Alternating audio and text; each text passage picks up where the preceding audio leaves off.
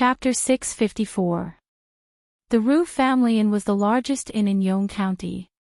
It was also the most famous inn in the entire Shu Prefecture. Although the inn had only been built for less than a year, because of its comfortable environment, attentive service, and friendly price, its reputation had long spread. Regardless of whether it was a passerby or a passing merchant, they were all willing to stay here. Single rooms, standard rooms, husband and wife rooms, family rooms, luxurious rooms, chess rooms, and a series of rooms were available to meet the needs of all kinds of guests. Although it was located in the desolate Shu Prefecture, the business of the Rue family inn had always been booming. Since they moved here, in just a few months, 3 inns in Yonne County had closed. Even the shops had been bought by the Rue family inn. It should be time to open a branch. Just like the name of the inn, it was like home. It gave its guests the feeling of being at home. Step by step, the Rue family inn had clearly achieved this. At this time, it was only early in the morning, but there were already many people busy at the entrance of the inn. Erlang, move quickly. We need to set up the platform before noon. A bare-chested man was moving things out of the hostel next to the inn. He turned around and urged another skinny figure.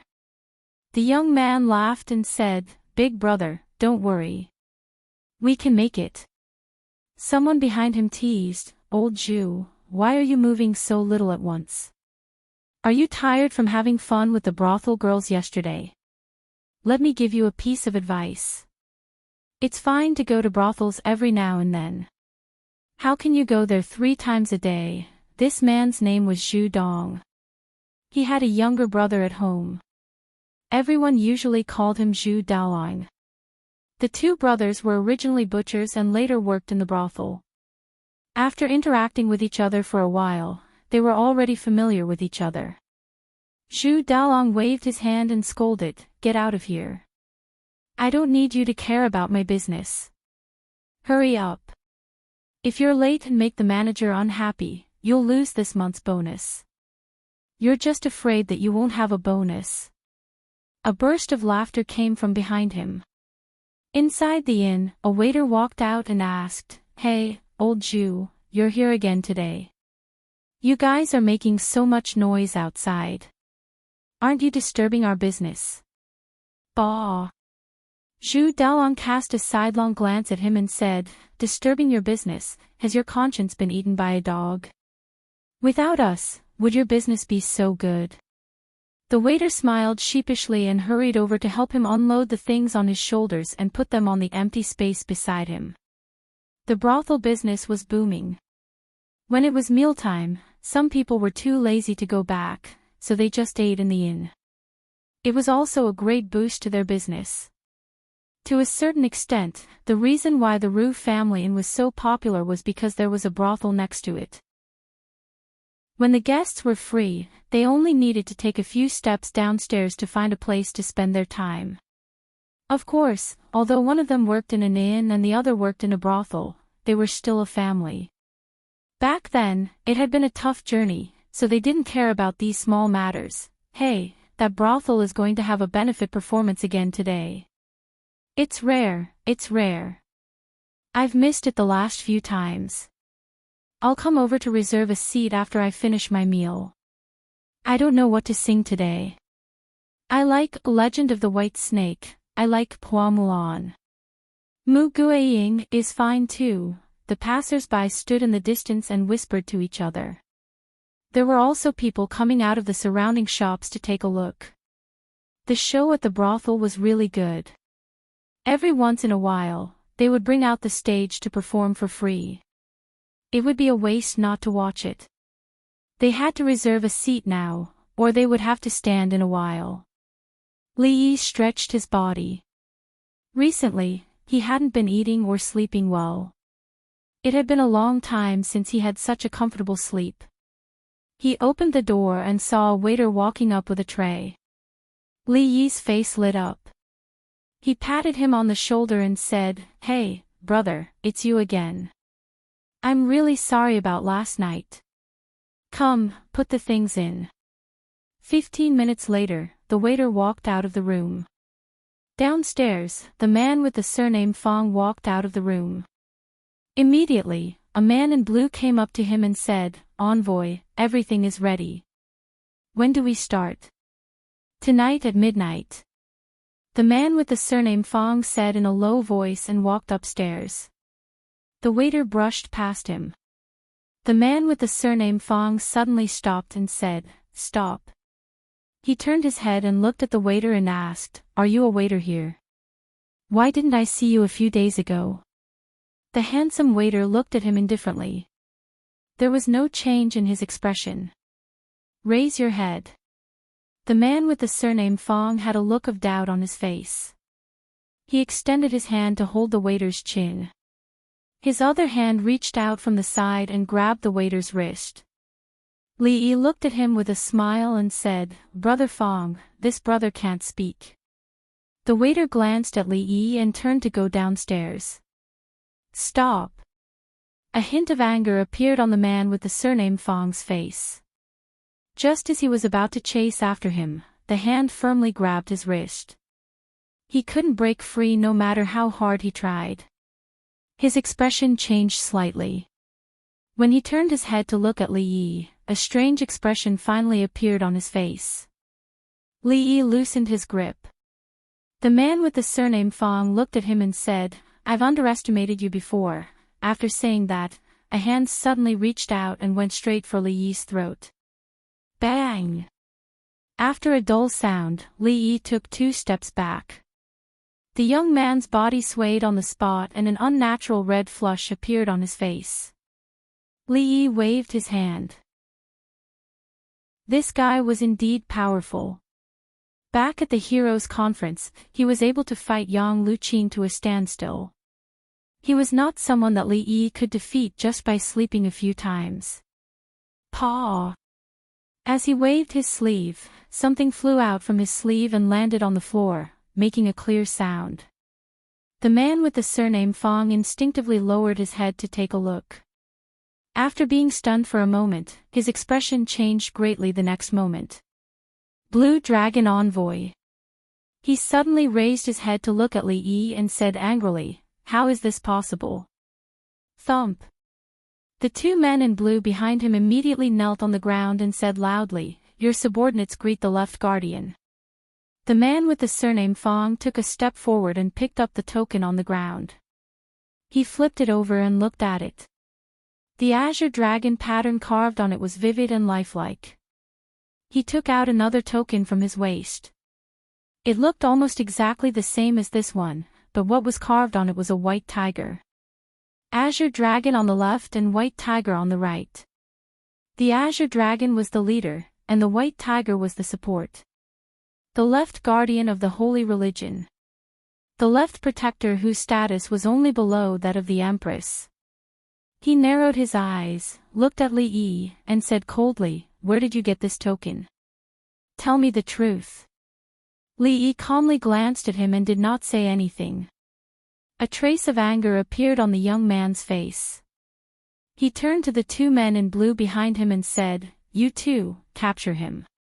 I'll go ask her ladyship." The 2 men in blue lowered their heads and remained unmoved. The young man with the surname Fong's expression changed. He looked at Li Yi with an even more vicious gaze. However, he did not say anything else. Instead, he walked straight to a door in front of him. After knocking on the door, he pushed it open and walked in. The young man angrily looked at the middle-aged Taoist nun who was sitting cross-legged on the bed and asked, "Auntie, I want an explanation. Why is he the left guardian? Who is he?" Chapter 655. Li Yi stared in astonishment at the man in blue who was kneeling on the ground with a pious expression. The man in blue could be considered as a small executive within the Holy Church, but he actually behaved like a fanatic. He didn't even let the higher-ups off. This brainwashing job was very successful. I understand." Not long after, the young man slowly retreated from the room. He stood at the door and spoke respectfully. When he turned around, he threw the sign back to Li Yi. He glared fiercely at him again, then flicked his sleeves and left. Li Yi held the sign in his hand and looked at it as he walked downstairs. That fellow just now seemed to have taken out a similar sign. On the way here, he had heard from the man in blue that besides the Empress, the Holy Church also had the left and right protectors, 8 purple-robed envoys, and more blue-robed envoys. There were even more yellow-robed envoys, and then there were 100,000 followers. However, all the believers had only seen the right emissary. As for the mysterious left emissary, whose position was second only to the Empress, he had never seen him before. Based on the situation just now, his sign seemed to be worth a bit more than the sign of the young man surnamed Fang, Azure Dragon Envoy. Li Yi thought for a moment. The Azure Dragon on the left and the White Tiger on the right. If he was the Azure Dragon Envoy, then wouldn't the man surnamed Fang be the White? Oh, so shameful. That man surnamed Fang was really shameless. We pay our respects to the left protector. Seeing the sign in Li Yi's hand, the dozen or so people around him all knelt down on the ground. The diners downstairs looked at this scene in astonishment. Their chopsticks fell to the ground. At the door, the young man surnamed Fang stopped in his tracks. He clenched his teeth and punched the wall. Then, he strode out of the inn. In the hall, a steward said to a servant loudly, "Be careful on the road. Remember to buy live fish, fresh ones." The handsome servant nodded slightly. He raised his head and glanced at the steward, then slowly walked out of the inn. Big Brother Lu's words are too biased. Who said that women enjoy leisure? Men fight at the borders while women weave at home. Afternoon, a loud and clear voice came from a wide plaza next to the Rue Family Inn. The Rue Family Inn and this brothel had both been moved here a few months ago. The so-called brothel was nothing more than a place to sing operas and listen to books. The stories were old-fashioned, and the plots were boring. Usually, when people were free, they rarely went to the brothel to watch operas and listen to music. However, this brothel subverted their understanding of brothels. There were novel stories, interesting scripts and exquisite performances. Most importantly, the price was low. You could watch it for an hour with just 1 copper coin. Every few days, they would set up a stage outside to perform for the passers-by to watch for free.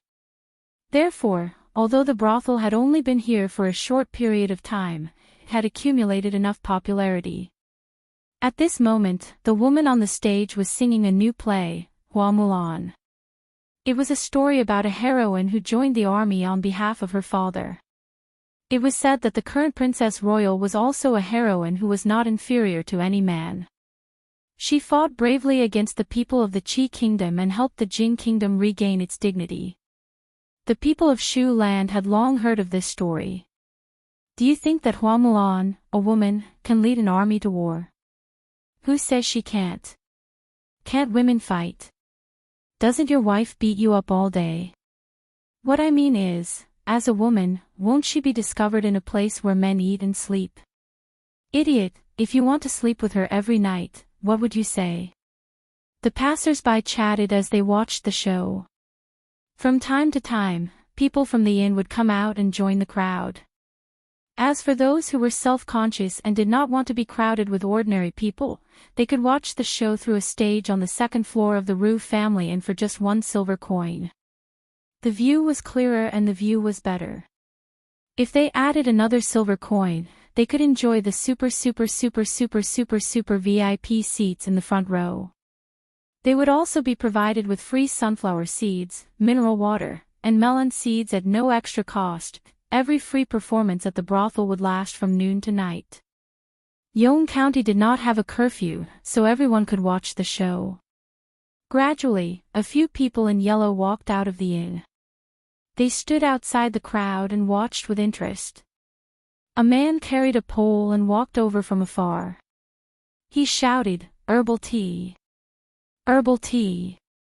2 copper coins for your fill." Every time there was a benefit performance at the brothel, there would be hawkers who wanted to take advantage of the opportunity to sell tea and fruits. Their business was much better than usual. It was already early April. From April onwards, summer would begin in Shu Prefecture. Immediately, someone walked out from the crowd and said, "Give me a cup of tea." "All right." The man laughed and immediately scooped up a cup of tea for the man. The man picked it up and drank it in one gulp. He smiled and said, "Delicious. Give me another cup. I've never had such a taste before, hee hee, a family recipe." The man laughed and scooped up another cup. At the edge of the crowd, a few people in yellow turned back and looked. They licked their lips and looked at the stage again. The youth with the surname Fong walked in front with a gloomy expression. 2 people in blue and several people in yellow followed behind him. A man in blue stepped forward and said, "Guardian, everyone is ready. We are only waiting for your order. There's no need to wait for me. Once it's midnight, we will act immediately." The youth with the surname Fong said and suddenly stopped. He tilted his head and glanced at them before continuing to walk forward. The people behind him parted ways. The youth with the surname Fong changed his direction and walked towards a deserted alley. Yong County was desolate and not very prosperous. The further the youth with the surname Fong walked, the more remote it became. After about 15 minutes, he reached a dead end. The youth with the surname Fong walked into the alley. Then, he turned around and crossed his arms. He said coldly, "Aren't you tired after following me for so long?" As his voice fell, a figure slowly walked out from behind. The moment he saw the figure, the youth with the surname Fong was startled. He blurted out, "It's you." Then, a cold smile appeared on his face. He said, "I knew there was something wrong with you. I just didn't expect that you would have such guts. You actually dared to follow me alone." The youth with the surname Fong looked at the servant and clapped his hands. A few figures surrounded him from behind. They were the people in blue and yellow. The youth with the surname Fong looked at him and said coldly, "You are in cahoots with that impostor, right?" The handsome manservant didn't answer. His expression was still calm as he slowly walked over. This undisguised disregard caused the expression of the youth with the surname Fong to completely darken. "Take him down." He waved his hand and said coldly, "Take him alive. I want to see what that impostor is plotting." The people in blue and yellow sped up and walked towards the handsome servant. 3 breaths later, the youth with the surname Fong knelt on the ground. A long sword was pressed against his neck. His face was pale and he asked in a trembling voice, "Who are you? What do you want?" Chapter 656.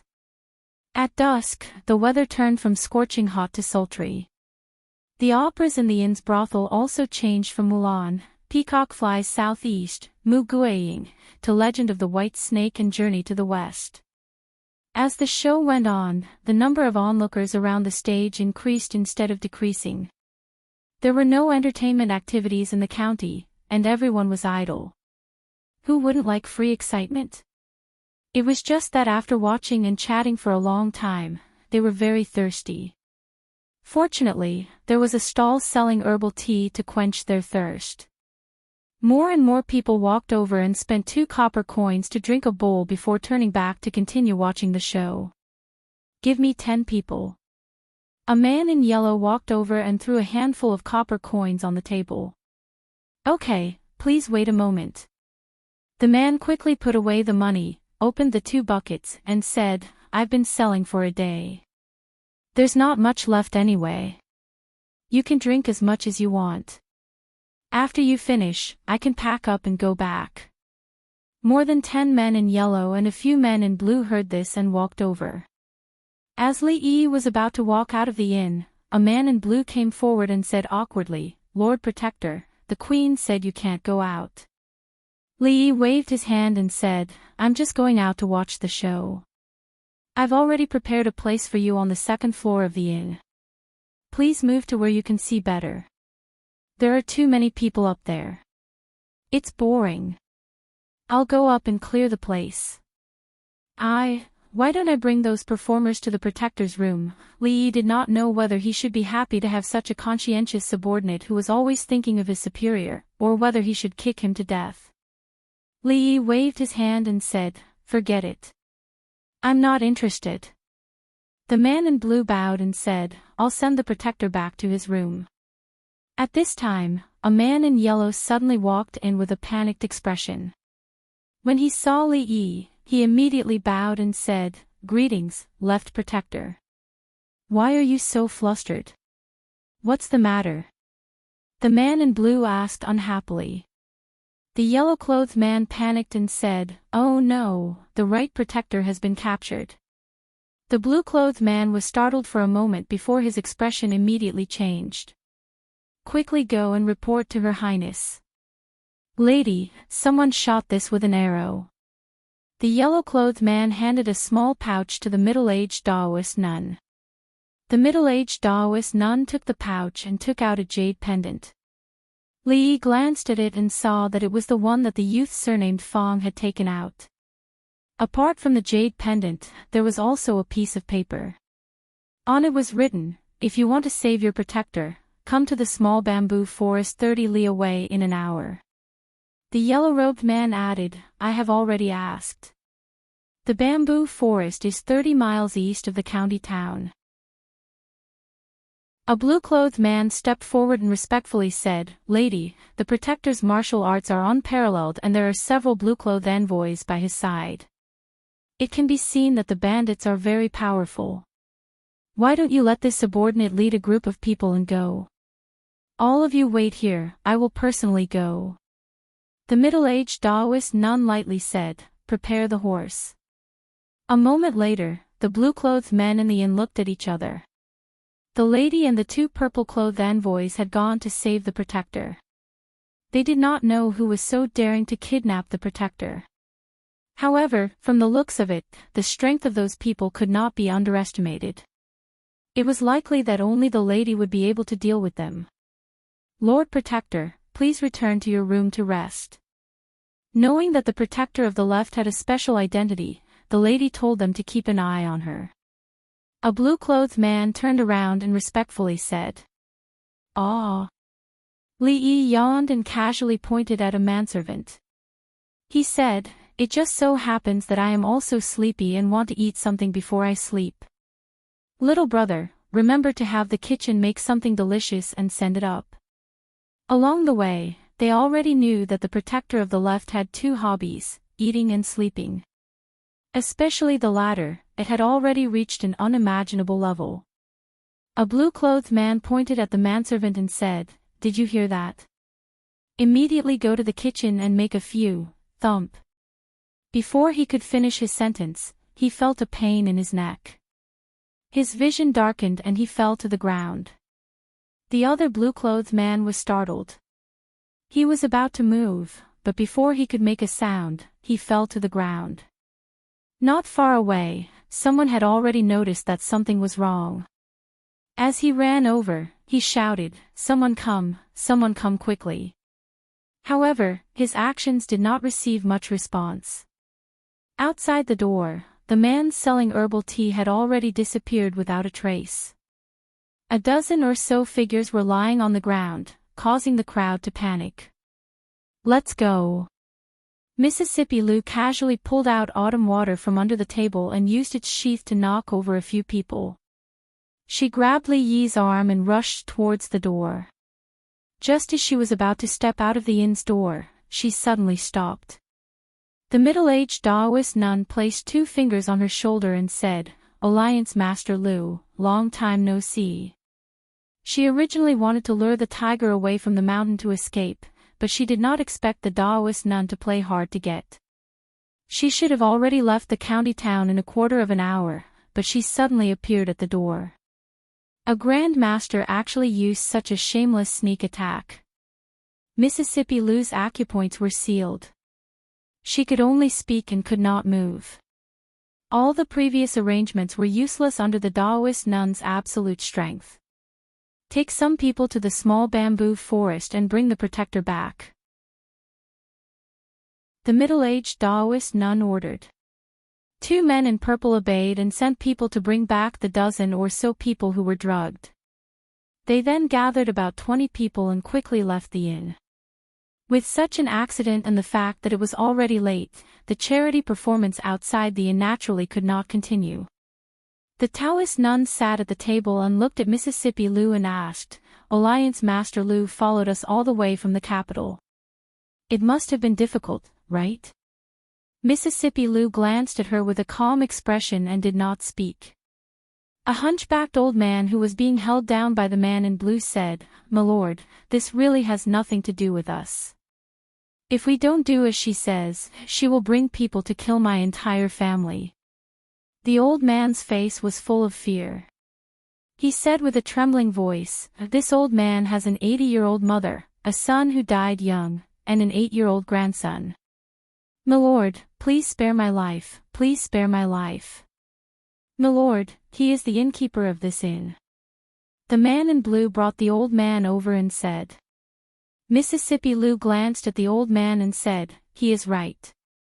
This matter has nothing to do with him. If you want to kill me, do as you please. I don't want to involve innocent people. Listen, listen, it really has nothing to do with me, it really has nothing to do with me." The old man seemed to finally realize that the Taoist nun in front of him was the one in charge. He hurriedly stepped forward and bowed, saying, "I was forced to do this. Spare me, spare me. Damn Taoist nun." When the sound of wind breaking could be heard, the expression on the Taoist nun's face changed drastically. It was too late for her to block it. She raised her palm and took a few steps back. She covered her shoulder and a trace of blood flowed from the corner of her mouth. The hunchbacked old man had already straightened his body. His face twisted and he instantly changed his appearance. "Cough, it's you." The middle-aged Taoist nun coughed lightly and said word by word, "A dignified grandmaster actually resorted to such a shameless sneak attack. Aren't you afraid of being ridiculed by others if word gets out? You're speaking as if you didn't sneak attack me just now." The old man curled his lips and looked at her. He said with some anger, "Do you know how much suffering I've suffered because of you?" At this point, the old man's expression became even more furious. In the next moment, he rushed toward the Taoist nun. "I'm going to settle this score with you today." If she was at her peak, she would naturally not be afraid of this old man. However, she had been injured by the sneak attack just now and her strength had been damaged. She was no match for him. The Taoist nun's figure flashed and disappeared outside the door. "Where do you think you're going?" After dealing with the Taoist nun, these small fries were naturally easy to deal with. Thinking of the hardships he had suffered along the way, the old man's resentment toward her immediately increased. He immediately followed her out. "How do we unseal her acupoints?" Li Yi looked at Mississippi Lu and asked anxiously. Mississippi Lu shook her head. "She used a unique technique. You can't undo it." "Then what should we do?" Mississippi Lu glanced at him and closed her eyes. After a moment, an abnormal flush appeared on her face. She bit her lip and after her body trembled, she suddenly opened her eyes. She picked up Autumn Water with one hand and grabbed his arm with the other. She said in a low voice, While she's not here, leave quickly." Chapter 657. Hurry up and protect Her Highness. Seeing the old man chasing after the Taoist nun, a man in purple pointed and said anxiously, "You guys, stop the two of them." As soon as he finished speaking, several people fell to the ground at the inn's entrance. Although the handsome manservant's face was pale, he left afterimages of swords wherever he went. The ordinary blue-clothed and yellow-clothed messengers could not withstand his attacks at all. The purple-clothed man's expression was ugly. The holy religion had only left a few people here. Some of them had been taken away by the right emissary, while the rest were scattered around the inn. Among them, the ones in charge of guarding had been knocked out and the rest had gone to rescue Her Highness. There were not many people left. After a moment's hesitation, he quickly turned around and galloped in the direction where Her Highness had disappeared. Comparing the two of them to Her Highness, he immediately made a decision in his heart. "Leader, leave this to us. Hurry up and leave." In the darkness of the night, a man on a horse galloped over. He nimbly flipped over the horse and dismounted. Behind him, there were several figures following closely. "Thanks." Li Yi and second young mistress Lu quickly mounted their horses. They turned around and said to the man, "Be careful, heroes." He tightened his legs around the horse's belly and shook the reins. The two men and the horse quickly disappeared into the night. A few more yellow-clothed figures rushed out of the inn. "What are you going out for?" "Stay and have fun." The man grinned maliciously and went up to them. In an instant, the sound of weapons clashing rang out in the inn. One of the blue-clothed men had extraordinary skills, but the other side had more people. The yellow-clothed men could not help him much. The two groups were in a stalemate and fell into a stalemate. After a while, the man in front estimated that it was about time and shouted, "There's trouble. Brothers, retreat." As soon as he said this, the others no longer continued to fight. They quickly left the inn and ran into the depths of the night. Inside the inn, the blue-clothed man covered his wound with a gloomy expression. A yellow-clothed man came forward and asked anxiously, "Sir, what should we do now?" The blue-clothed man thought for a moment, then said in a deep voice, "Wait here for the Empress to return." Not long after, another person came forward to report. This subordinate found the shopkeeper tied up in the woodshed in the backyard. There were also a few workers there. After the battle just now, the blue-clothed and yellow-clothed men were all injured. They came to the woodshed and untied the ropes that bound the shopkeeper and his assistants. The man in blue asked in a deep voice, "Do you know the identity of the person who kidnapped you?" The manager of the restaurant was an old man. At this moment, his face was pale. His lips trembled as he said, I don't know." The man in blue turned around with a gloomy face. Just as he was about to speak, he lowered his head and saw a dagger protruding from his chest. He turned his head back with difficulty. "Xiao! Xiao! Xiao!" Several ear-piercing sounds rang out, and the yellow-clothed men behind the blue-clothed man were all shot in between their eyebrows.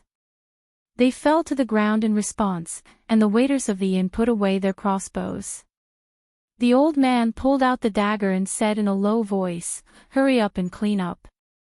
Not long after, a raging fire was ignited in the inn. People came out of the surrounding shops and houses one after another. When they saw the innkeeper wailing outside, they could not help but widen their eyes. "There's a fire." The street at night suddenly became noisy. At this time, the city gate was not closed. Li Yi shook the reins, and the horse under him sped up. Everything would be easy once they got out of the city. Mississippi Lu did not tell him about the Grand Master Elder. In fact, when he kidnapped the man surnamed Fong, he did not intend to lure the Taoist nun away at all. From the beginning to the end, the old man was the ultimate trump card. Only by seriously injuring or killing the Taoist nun would they have no worries. Otherwise, even if they could escape, they would not be able to go far. After all, this was the King of Shu's territory, and the Taoist nun was a Grand Master expert with countless masters around her. Under such circumstances, it was almost impossible to rely on the two of them to return to the capital city safely. And if the Taoist nun really fell for such a shallow trick of luring the tiger away from the mountain, the next thing she would have to do would be to run for thousands of miles with even more difficulty. "Just now, you, don't speak." Before Li Yi could open his mouth, he was interrupted by Mississippi Liu. If she did not want to speak, then so be it. Although he felt a little strange about Mississippi Liu at this moment, it was more important to escape. Everything could wait until they got out of here. What? The protector was kidnapped. Did something happen to Her Highness? What about the robbery of the King of Shu's treasury at midnight tonight? The protector, forget it for now. Follow me to rescue Her Highness. Dozens of black-clothed figures quickly rushed out of a low-rise house. They caught a glimpse of a horse galloping on the street in front of them. At once, a man in blue was startled, and then he shouted, "Stop them!" Hoot! The horse's hooves knocked on the bluestone-paved street, making a crisp sound. Looking at the man in blue and the dozens of figures behind him, Li Yi's face darkened. Mississippi Liu jumped off the horse and brandished her sword. Go! Dozens of black-clothed men swarmed over. Li Yi dismounted from the horse and caught a weapon that Mississippi Liu threw at him. He took a deep breath and leaned in her direction. It's a rebellion, a rebellion. Jiang Zian hurriedly walked on the street, followed by a crowd of black figures.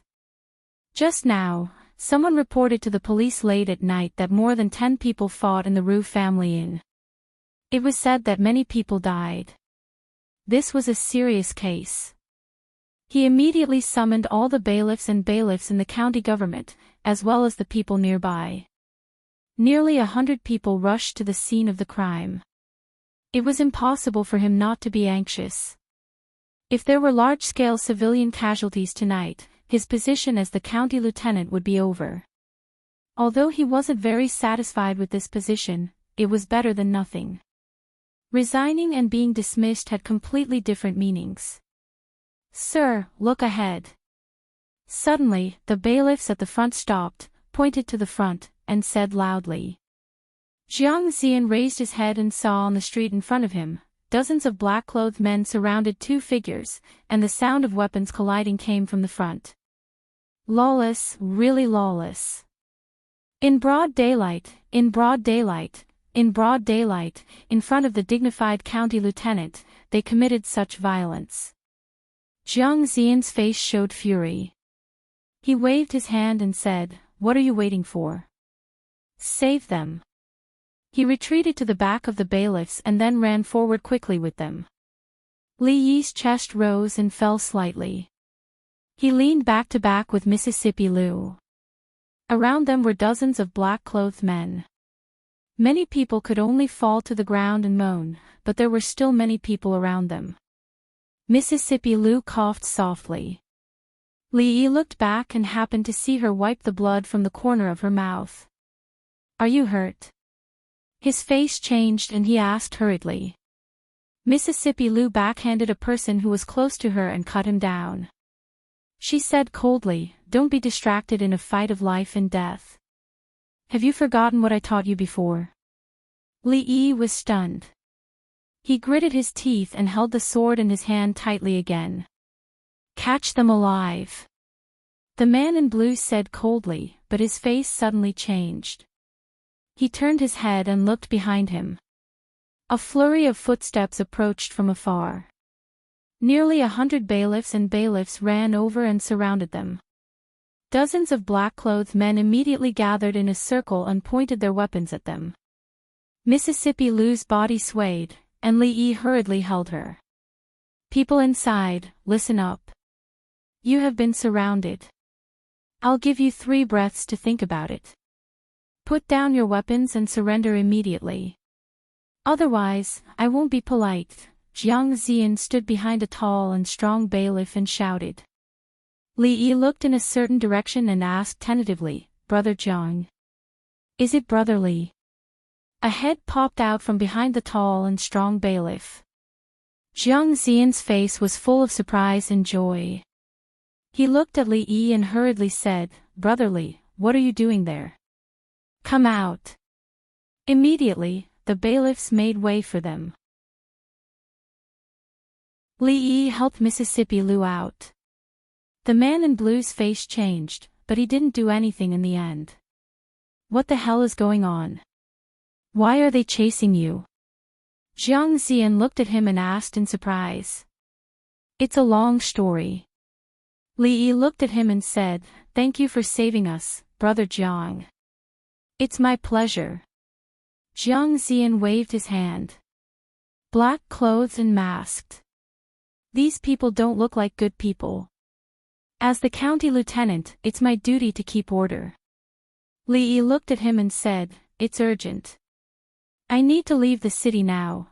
Before he finished speaking, Jiang Zian took out a token from his waist and handed it to him. He said, "The city gate is closed now. Brother Li, take this token and leave the city. They won't stop you." Li Yi looked at the men in black and said, "These people." Jiang Zian smiled and said, "Brother Li, you can leave. Leave these people to me." Li Yi helped Mississippi Lu get on the horse. He looked at him deeply and said, "Brother Jiang, I will repay your kindness in the future." He shook the reins and the horse galloped in the direction of the city gate. "You and I hit it off at first sight." "You're welcome." Jiang Zian watched him go away. He looked back at the bailiffs and bailiffs, pointed at the men in black and said coldly, "Take them all down."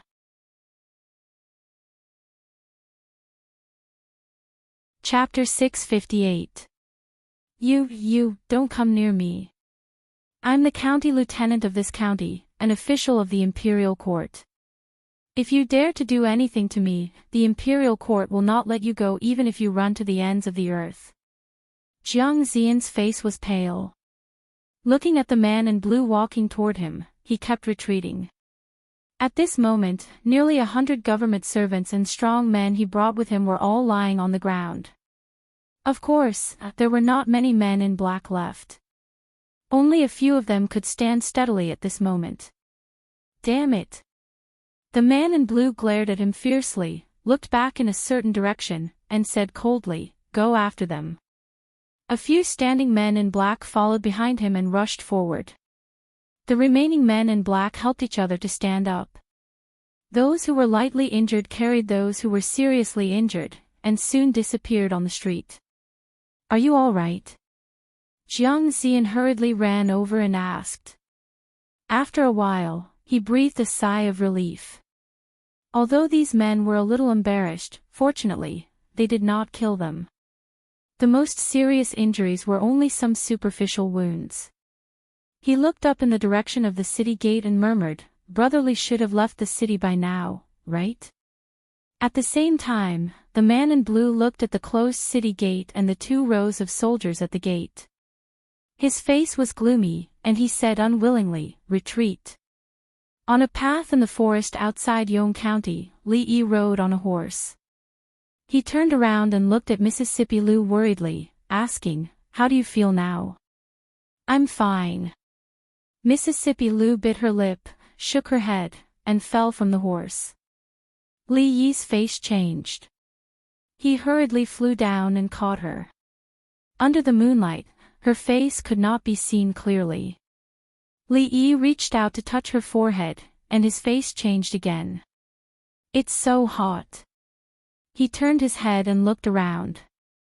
Apart from the sounds of unknown insects, the forest was quiet. He had just escaped from Yong County. It was a barren mountain and there was not even a place to stay.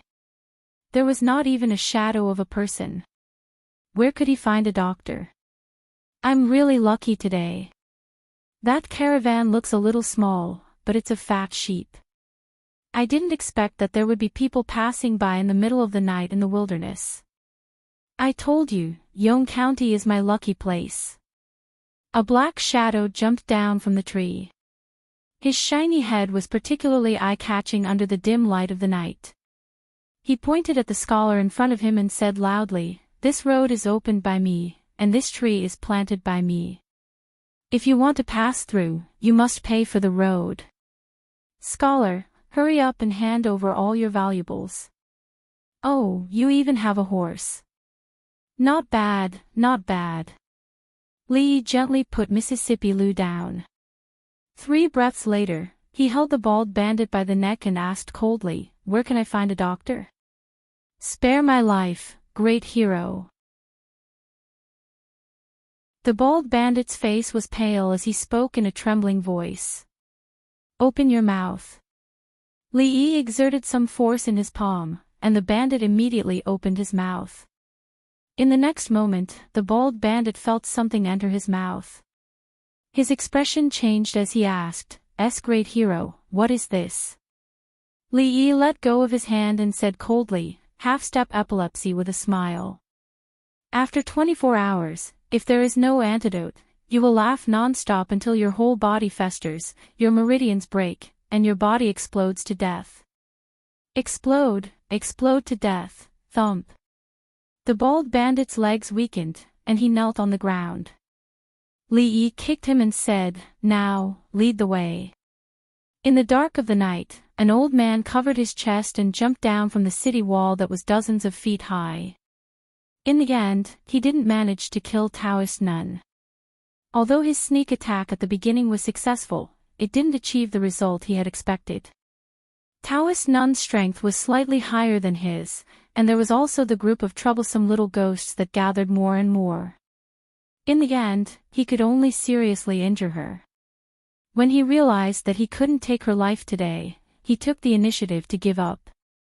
Seriously injuring Taoist Nun should be considered as completing the mission, right?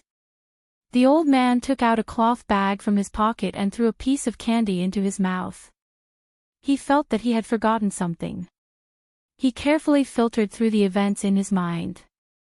According to the second miss, if Taoist Nun really fell for the trick of luring the tiger away from the mountain, he should immediately leave the city and escape as fast as he could, rushing to the capital day and night. Even if Taoist Nun chased after him, it was still not enough for him to deal with Taoist Nun alone. But with the second miss, he would always be in an invincible position. If that damn Taoist Nun didn't fall for the trick, he would carry out the second plan.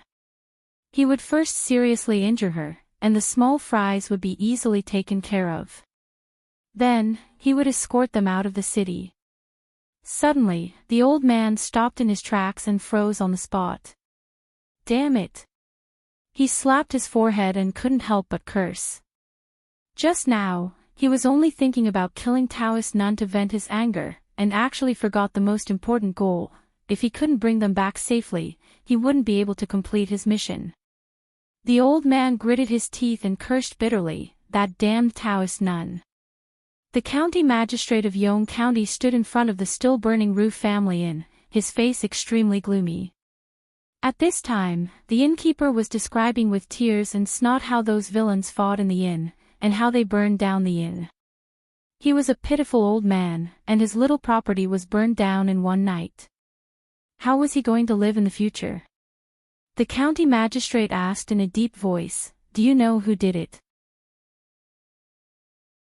"I only remember that the leader was a Taoist nun, and her subordinates in yellow and blue." The old man's confession was quickly confirmed by the surrounding neighbors. After all, those people in strange clothes had been in front of them for a day, and it was hard not to notice them. "It's them." Jiang Xian came from the side and said loudly, "Lord Wu, when I came from the county government just now, I saw dozens of people daring to kill people on the street, and the leader was a man in blue. Fortunately, I arrived in time to avoid a tragedy." The county magistrate nodded and said, "The imperial court has sent an official document saying that Li Yi, the county earl of Chang'an, was kidnapped by a nun from the capital city, and may have arrived in Shuzhou. So it should be Taoist Nun." Jiang Xian was stunned and asked, "Li Yi was kidnapped? When did this happen?" "About a month ago." The county magistrate said, "The imperial court asked us to rescue them immediately once we find their traces. His Highness, the King of Shu, has just ordered us to report to him immediately if there is any news." Jiang Xian seemed to have not recovered from the news. After a while, a strange expression appeared on his face, and he murmured, Li Yi, I didn't expect that you would have such a day." After a while, he seemed to think of something, and his face changed. He asked the shopkeeper, "What does the Taoist nun look like?" Who else is with her? About 40 years old, and there is a young man who always wears a white robe beside her.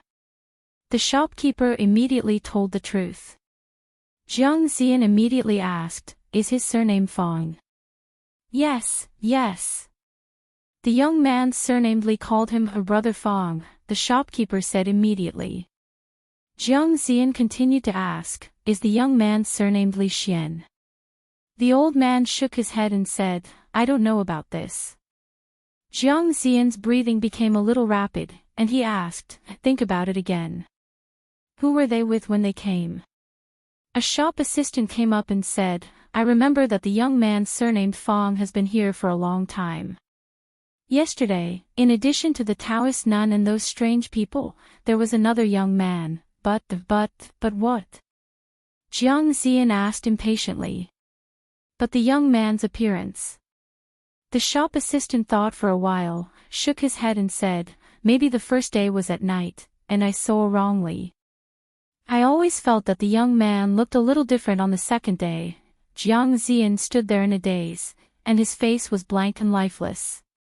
The county magistrate of Yong County looked at him and asked in confusion, "Lord Jiang, what's wrong?" "Nothing." Jiang Xian shook his head and said, "Lord Wu, I just fought with the bandits and consumed too much energy. Now I want to be alone, so I'll leave this place to you." After saying that, Jiang Xian turned around and left, his back lonely and bleak. The county magistrate of Yong County watched him leave, his face full of shock. The cold moonlight shone on Shuzhou, on Yong County, and on a dried-up well in a courtyard that had been abandoned for a long time. "Is there anyone?" The man surnamed Fang was lying at the bottom of the well with a swollen face. He looked up at the mouth of the well and said weakly. Beside him, a few people in blue and yellow, who had either broken arms or legs, looked up at the sky and spoke in a hoarse voice. "Is there anyone? Save us, goddess, save us."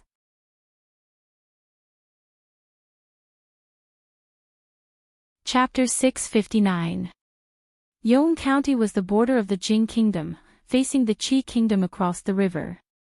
There were many mountains around it, and most of the villages were built on the mountains. The location was remote, and the people were poor. There were many bandits in the mountains.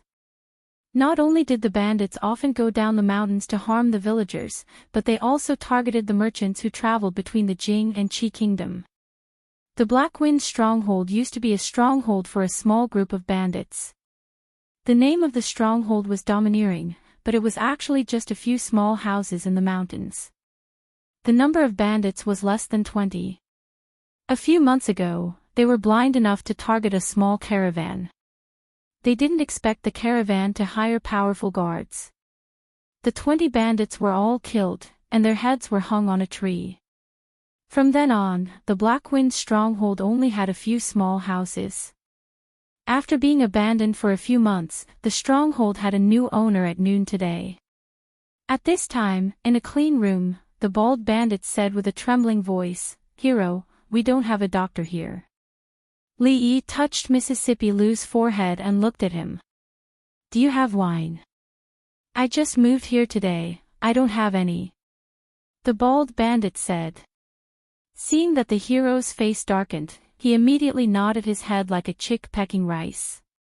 "Yes, there should be. I robbed a small caravan today, they definitely have some wine.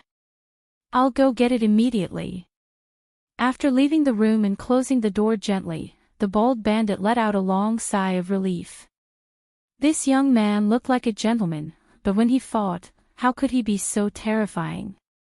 A bandit came up and said in a low voice, "Boss, he's only one person, and he's a burden. Why don't we charge in and kill him with one strike each?" The bald bandit smacked his head and scolded, "Shut up. Where are the people from the afternoon locked up? Take me there quickly." It was easy to rush in, and it was also easy for each of them to chop down. However, it was hard to say if they could defeat the young man together. Moreover, if they really killed him, who would cure the poison of the half-step upside down with a smile? If they didn't have the antidote after 24 hours, he would laugh non-stop, his whole body festering, his meridians broken, and his body exploding, in the innermost room. The bandit knew that his boss was in a bad mood and didn't dare to provoke him again. He immediately said, "Boss, I'll take you there." "Boo-hoo. Miss, are we going to die?" In a dilapidated room, there was a soft sobbing sound. After a moment of silence, a young woman's voice rang out, "It's all my fault. If I hadn't been so stubborn, I wouldn't have been caught by these bandits." In the corner, a big man's face turned red as he said, "Miss, please don't say that. It's all my fault, I didn't protect you all." That surnamed by was plotting against Miss, it was right for Miss not to be with him. "If I had been more vigilant, I wouldn't have." The female voice paused for a moment, then said, "It doesn't matter. At that time, you won't be able to do anything." Another young man said regretfully, "If they hadn't captured Miss, we wouldn't have been afraid of them." An old voice sighed and said, "Be quiet, don't let them hear us. Right now, we should be thinking about how to escape." Bang! Just as the old man finished speaking, the door was suddenly pushed open and a bald man walked in from outside. After seeing the bald man in the light of the lamp, the sobbing servant girl immediately stopped crying and shrank back, her eyes filled with fear. Seeing these people enter, the beautiful woman's expression also changed slightly. The veins on the big man's forehead bulged and he said loudly, "If you have any problems, come at me, don't hurt my miss." The bald bandit glanced at him and asked, "Do you have wine?" The big man was stunned. Thinking that not only did this bald man want to sully the miss, but he also wanted wine to liven things up, he immediately widened his eyes and said angrily, "If you want to kill me, do as you please. Don't you dare sully my miss. Are you F***ing crazy?" The bald bandit kicked the big man and said angrily, "I asked you if you have wine, what does that have to do with your miss?" The big man was stunned. "Didn't you want my miss to suppress the stronghold?" The bald bandit kicked him again and said, "Are you trying to kill me? Less nonsense, tell me, do you have wine?" This time, he ran away from home because he couldn't stand being looked down upon at home. He swore that he wouldn't go back until he made a name for himself. When the time came, that tigress would look at him in a different light. Before he made a name for himself, he already had a wife to suppress the stronghold. Wouldn't he be beaten to death by that tigress? "The wine is in the second carriage," the beautiful woman said. "Why didn't you say so earlier?" The bald bandit glanced at her and walked out the door. When he reached the door, he said again, "Don't think I didn't hear you just now. Don't think about running away. Send a letter home and pay 1,000, at least 800 taels of ransom, and I will let you go. Don't worry, before that, I won't touch a single hair of yours." Hearing the door slam, the woman raised her head, a complicated expression on her face. 800 taels, did he know how much the goods in those 2 carriages were worth? Just that piece of glazed ware alone was more than 10 times that price. All the goods added together, it would be at least 100 times that number. The big man twisted his body and said softly, "Miss, don't worry, we will be able to leave very soon." He moved his wrist, a hint of sharpness faintly appearing in his palm. "Hero, the wine is here." The bald bandit fawningly placed a jar of wine and 2 empty bowls on the table. Lee lowered his head to look at the porcelain bowls. The bald bandit immediately said, "I just bought it, it's clean. Get out. Hero, the antidote, open your mouth." The bald bandit was overjoyed and immediately opened his mouth. Lee raised his hand and something flew into his mouth. "Did you swallow it?" Lee looked at him and asked. "Yes, I swallowed it, thank you, hero." The bald bandit's face was full of joy. When he turned around, a sneer appeared on his face. He walked to the door and turned back to ask, "Hero, was that the antidote just now?" No. The bald bandit's expression was startled. Li Yi said lightly, you ate too, half-step with a smile, now you only have 12 hours left. Still not leaving? Li Yi looked back at him and asked, do you want another one? As soon as he finished speaking, the bald bandit disappeared from the house and closed the door. Li Yi put the jar of wine and the empty bowls on the bed, and then put down the curtain beside the bed. He took an empty bowl and filled it with half a bowl of wine. After smelling it, he tore off a piece of his sleeve and dipped it in the wine. He lifted Mississippi Lu's hand and carefully wiped her palm. She was having a fever now, and there was no antipyretic, so she could only use the primitive method of physical cooling. After wiping her palms, he rolled up her sleeves and wiped her arms, then her forehead, and her neck. The evaporation of alcohol would take away a lot of heat. Her current situation was more serious than Ruoqing's at that time. Li Yi took off her shoes and socks, and wiped her feet and calves. If he wanted the effect to be good, he had to wipe her chest and armpits. However, the person in front of him was Mississippi Lu, not Rui, so he still had to pay attention to some boundaries. Li Yi sat by the bed and reached out to touch her forehead. It was still a little hot. The servant's clothes were very tight, and the buttons were buttoned all the way to the neck, which was not good for heat dissipation. Li Yi frowned and unbuttoned her neck and chest. When he unbuttoned the last button, he suddenly seemed to feel something. He raised his head and met Mississippi Lu's clear eyes. The atmosphere was momentarily heavy. You have a fever. Li Yi looked at her, waved the strip of cloth in his hand, and said, wipe it with alcohol, it can reduce the fever. Mississippi Lu raised her wrist and saw that her sleeves were almost down to her shoulders. She also felt a little cold on her calves and feet. She looked at Li Yi again. Li Yi dipped the strip of cloth in the wine and gently wiped it on her forehead again. He said, the situation is special now, so let's not bother about these things. Besides, there is an old saying that the sister-in-laws, of what? She looked at Li Yi with bright eyes and asked. Chapter 660. Sister-in-laws. A hint of anger appeared on Li Yi's face. He patted her forehead and said, why are you asking so many questions? What you need now is a good rest. Mississippi Lu didn't react at all. After looking at him, she slowly closed her eyes. Li Yi's face began to show real worry. It seemed that she was really badly injured. Otherwise, she would definitely return that blow 10 times over. He put the cloth aside and asked worriedly, how are your injuries? I won't die. After a long time, her faint voice was heard. She had forcefully used her true qi to open the acupoint sealed by Taoist nun. This time, she was indeed seriously injured. In a short period of time, she probably couldn't fight with anyone again. It would take at least a few months to recuperate. After a while, she opened her eyes and asked, where are we? Li Yi waved his hand and said, don't worry about that. I'll take you to see a doctor tomorrow.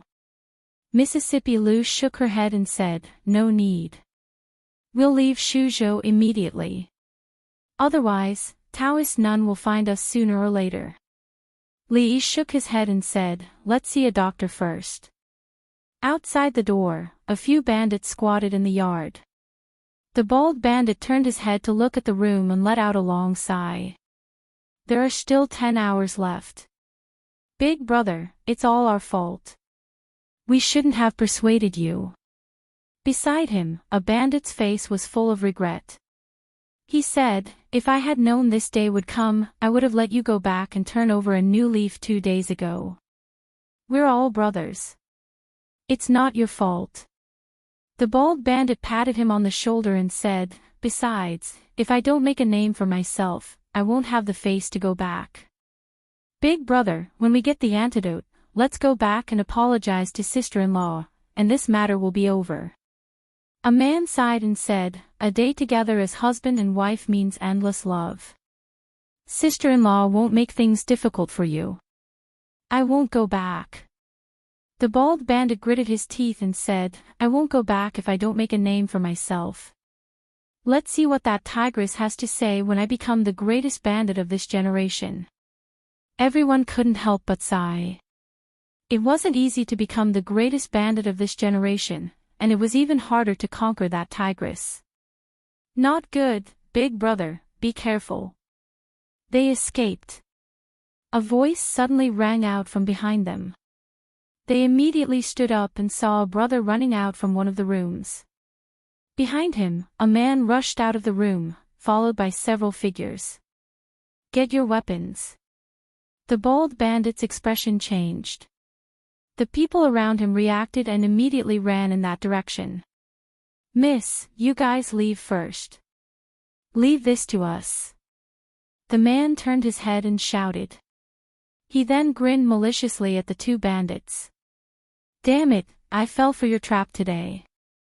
Do you really think I'm afraid of you?"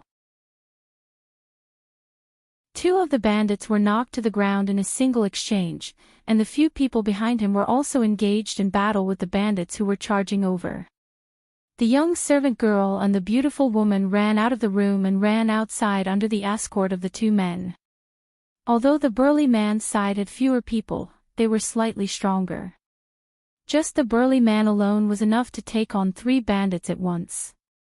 The few of them were actually able to stall all the bandits, making it impossible for them to chase after the woman. Everything happened too suddenly. Both sides didn't have any weapons. At this moment, it was all close combat, and the fight was quite intense. At this moment, a young man walked out of a room while supporting another person. The large man turned his head to look and was slightly startled. He immediately said loudly, "Scholar, what are you waiting for? We'll stop these bandits. You should hurry up and escape." The scholar seemed to be frightened by the situation in front of him. He stared blankly at the scene in front of him and didn't move at all. "Dalong, you go take them away."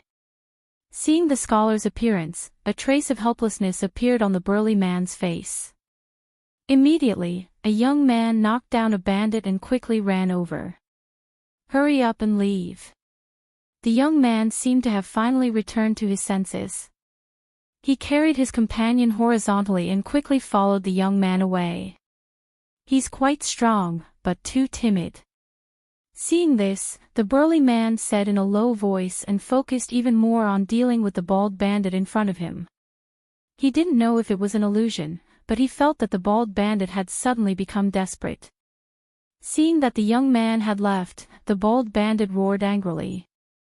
He was both shocked and afraid. He really wanted to rush over and ask for the antidote back, but the burly man blocked him.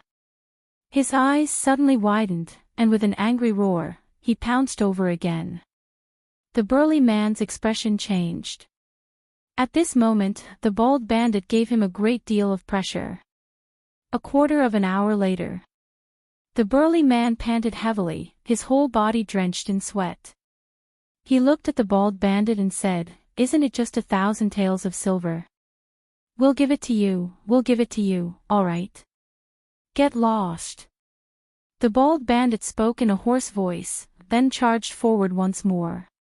Silver was important, but his life was even more important.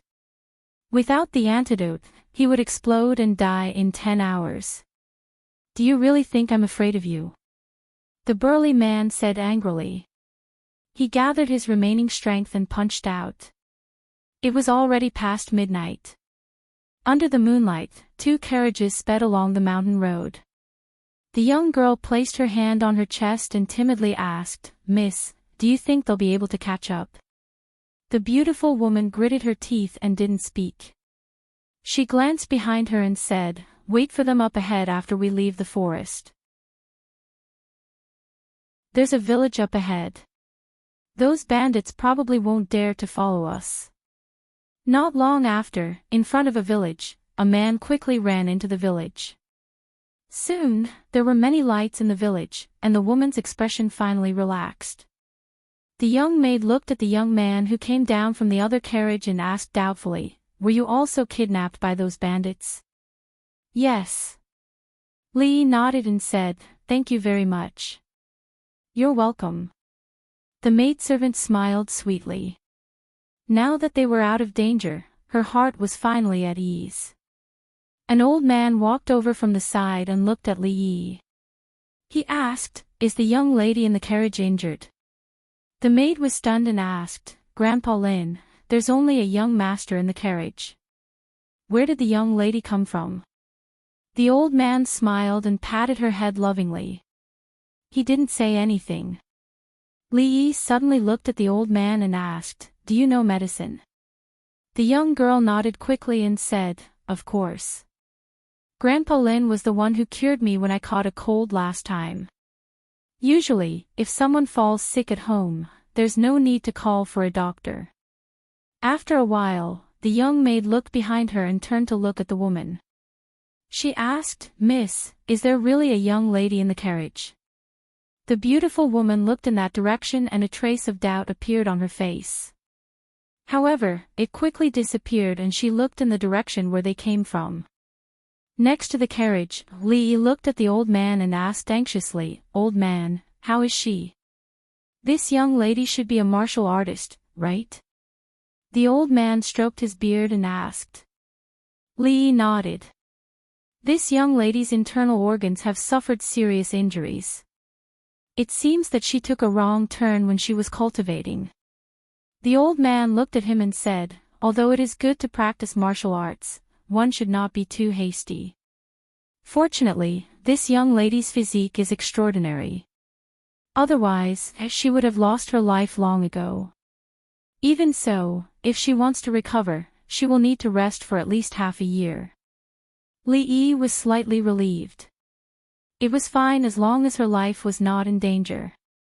At this moment, he could roughly guess when she was injured.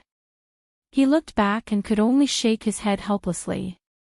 At a certain time, the young maid suddenly shouted, "They're back." The man was at the front with a few people behind him. They were jogging towards the carriage. "How are you? Are you hurt?" "I'm fine." The man panted and shook his head. He said, that bald man, he's a madman. He doesn't care about his life. He chased after us with all his might. In the end, I knocked him out and we took the opportunity to retreat. The bandits didn't catch up." Chapter 661. What? You're saying that Taoist nun is the one who took Li Yi away from the capital? The king of Shu stood up abruptly from his chair and asked, "Where is he now?" "I haven't seen Uncle Li. He should be hidden by them." Jiang Zian said guiltily, "I'm incompetent and failed to save Uncle Li from those people." "Where's Taoist nun?" the king of Shu asked again. "He disappeared last night," Jiang Zian said with his head down. "Find him." The king of Shu slammed the table and said, "Find him for me." A moment later, Jiang Zian walked out of the mansion of the king of Shu and let out a long sigh of relief. Although almost a night had passed, the feeling in his heart was still a little complicated. He waved his hand and said to a constable beside him, "Pass down my order. All government runners and civilians are to search every village. Report to me immediately if you find any news of those people." At this time, in a village not far from Yong County, dozens of figures were waiting respectfully outside a courtyard. In the courtyard, the man in purple bowed and said, "Lady, I've sent people to check the small bamboo forest mentioned by that man, but they didn't find the protector." The middle-aged Taoist nun leaned against the headboard, her hair slightly messy and her face pale. She waved her hand and said, "Continue to search in the city. In addition, send more people to look for those two people." "Yes." The man in purple answered and walked out of the door. Not long after, the dozens of people in blue and yellow outside changed their clothes and dispersed. In a dry well in Yong County, the man surnamed Fong was pale. His acupoints had been sealed, so he couldn't run his genuine qi. He looked up at the sky at the mouth of the well with despair on his face. Outside Yonge County, deep in a mountain forest, the bald man leaned against a tree with a dull expression. His eyes were lifeless, and he also looked up at the sky. How much time do I have? After an unknown period of time, his lips moved with difficulty. A bandit beside him looked at the sky and sighed, saying, less than an hour. The bald man put his hands behind his head and said, after today, you can go back. Big brother. The bald man waved his hand and said, go back and farm well. Although the days are a little hard, you won't starve to death. It's better than hanging your head on a belt. Half-step mental disorder with a smile. If I can't help but laugh later, give me a quick death. Then, dig a hole and bury me. Don't pile up dirt, don't erect a monument, don't do anything. A bitter smile appeared on the bald man's face. Bleeding from all 7 apertures and exploding to death. It's too unsightly, a bandit gritted his teeth and stood up, saying, Big brother, I'll go get the antidote. It's too late. The bald bandit waved his hand and said, go back and help me pass a message to your sister-in-law. Tell her that I don't regret marrying her in this life. It's all my fault. I shouldn't have advised Big brother. One of the bandits gritted his teeth, stood up, and slashed the tree with his sword. The one in front, do you see a young man with a girl? A voice came from behind. The bandit impatiently waved his hand and said, scram, scram, scram. I'm annoyed. What are you yelling for? I'll kill you if you yell again. Thump. As soon as he finished speaking, he suddenly felt a pain in the crook of his leg. His legs gave way and he knelt on the ground. What did you just say? An old man with messy hair walked up from behind and looked at him.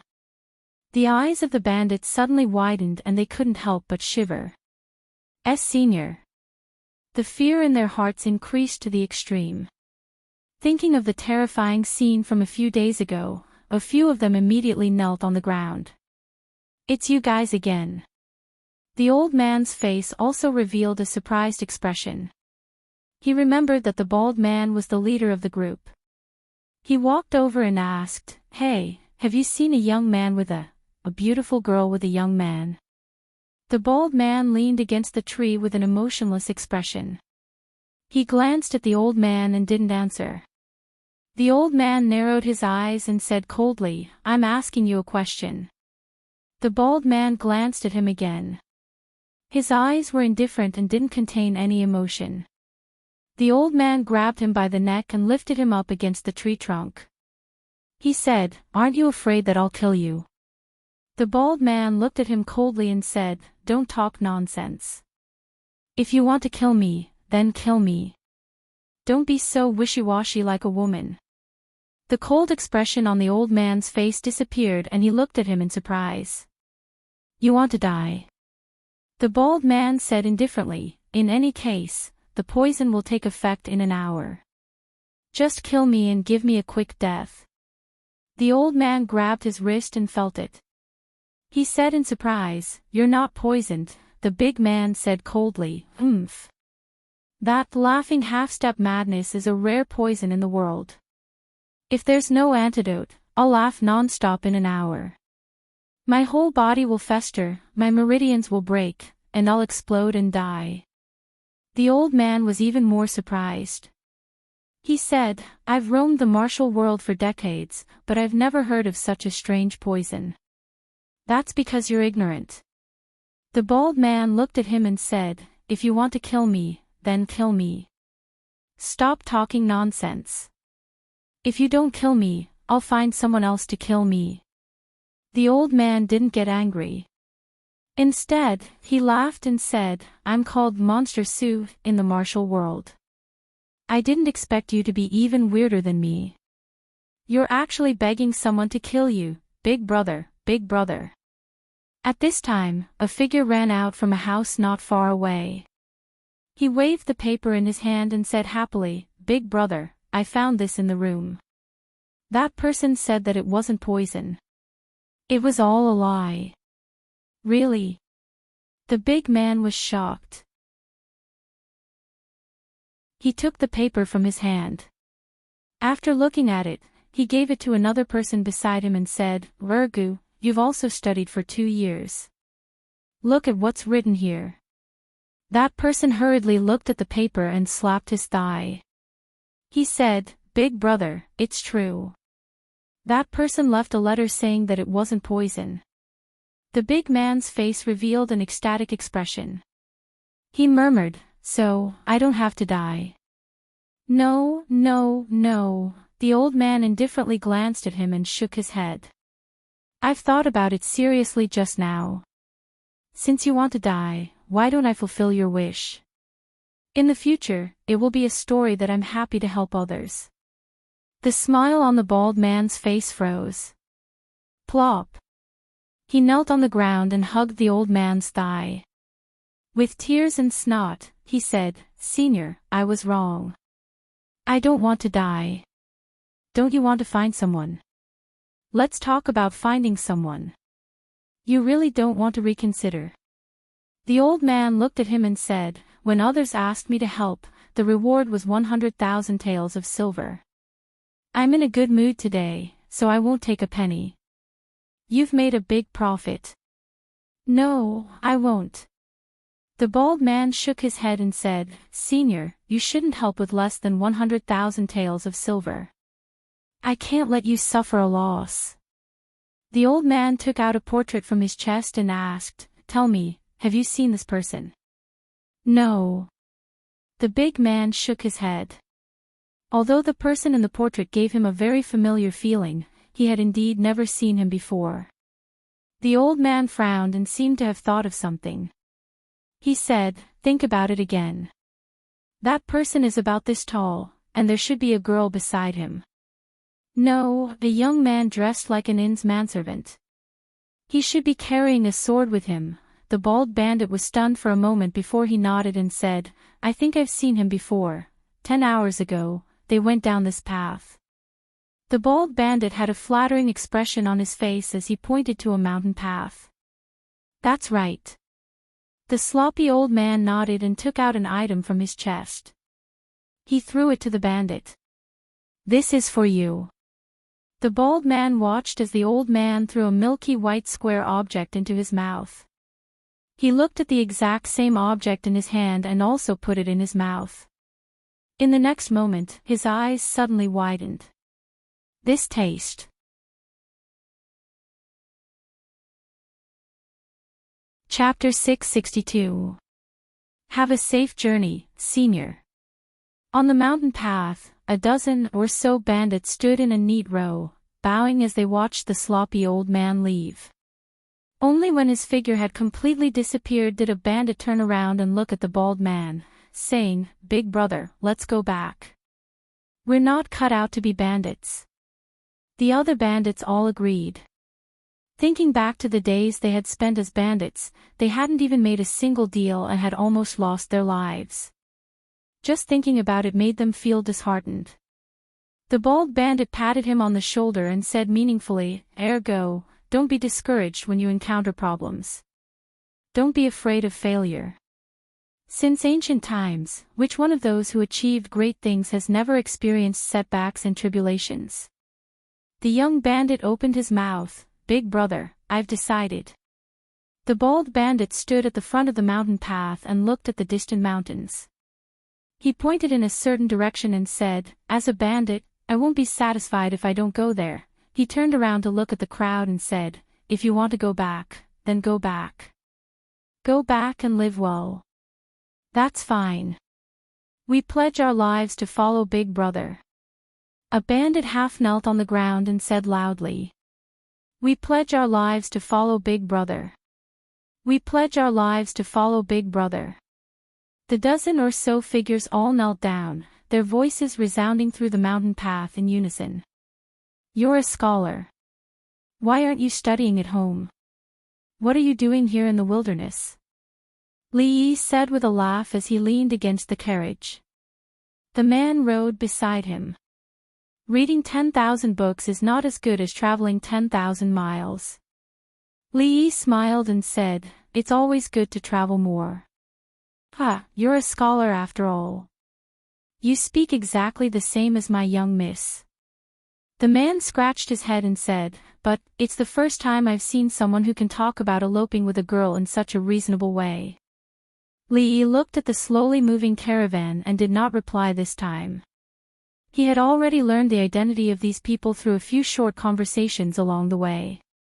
This was a caravan traveling between the Qi kingdom and the Jing kingdom. Although the Qi kingdom and the Jing kingdom were enemies, this did not affect the merchants much. They would take the goods of their own country to another country to sell, and then buy the scarce goods of their own country from the other country. Going back and forth, they could earn a lot of money. However, the distance between the two countries was long and there were countless dangers. Therefore, most of the caravans traveled in groups or attached themselves to some powerful large caravans. There were very few caravans that dared to travel alone with only a dozen people. A team led by a weak woman was even rarer. The carriage he was in was originally used to carry goods.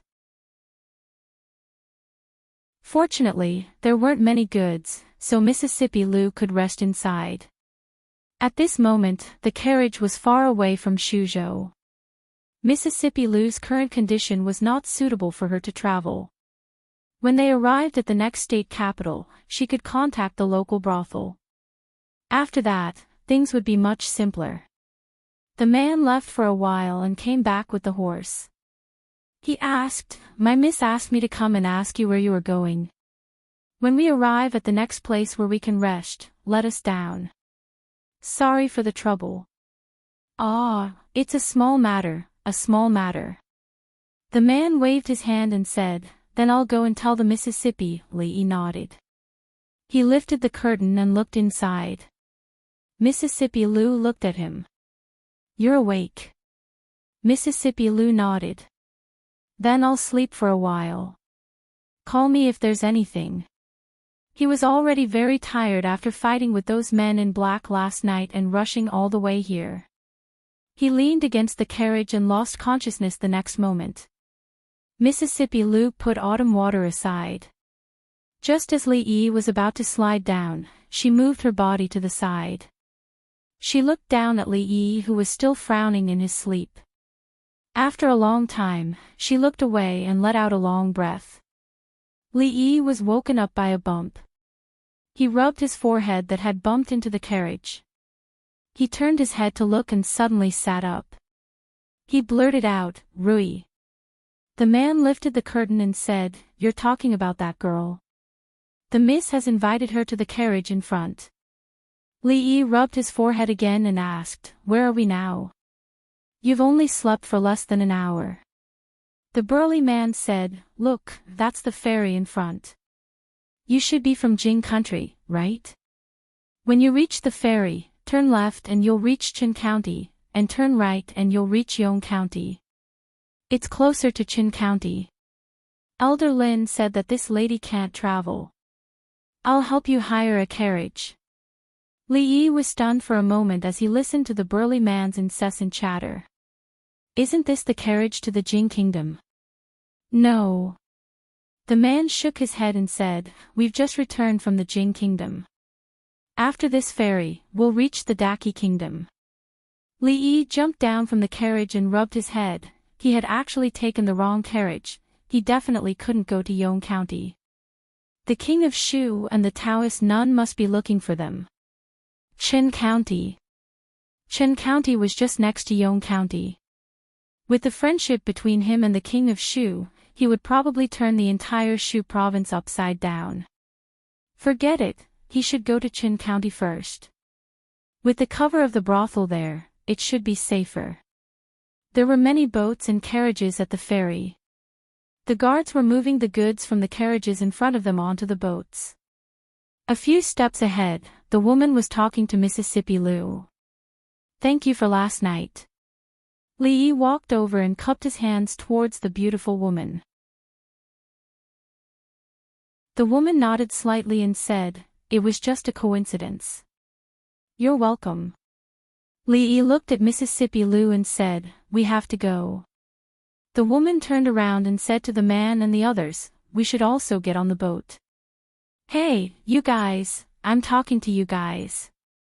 "Wait a minute, have you seen these two people?" A voice came from behind. Lee turned around and saw a group of soldiers stopping the passing carriages. The leader of the soldiers opened the curtains and carefully compared the few people with the portraits in his hand. Then, he waved his hand and said, "All right, you guys can go." Then, he turned around and pointed again, saying, "That carriage over there, stop." Ahem. Lee turned around and looked at the woman. He said, "Miss, I have a presumptuous request." The woman named Lin Wanru was startled. She looked at the young man in front of her and then looked at the woman in men's clothing. A look of understanding appeared on her face. After a while, she nodded slightly. "All right. The few of you, guard here. Check every car and every person that passes by carefully." A young general stood at the ferry and said to dozens of soldiers, "This is the order of His Highness, the King of Shu. If you find out, His Highness will greatly reward you." Li stood at the bow of the boat and looked at the blurred ferry. The man's laughter came from the side. "Ha, I've said it before. If you want to go, go far away. It's not good to be caught doing this kind of thing. However, you guys are already like this. It doesn't matter where you are. Go to a place where no one knows you and live a good life. That's better than anything else." The man patted him on the shoulder and said, "You guys have no place to go for now. You can go to our place first. It's not far from here anyway. You're a scholar with a weak body, but you seem to be quite strong."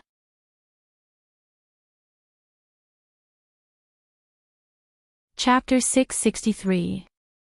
Useless, all of you are useless. It's been 3 days and we haven't even found a shadow.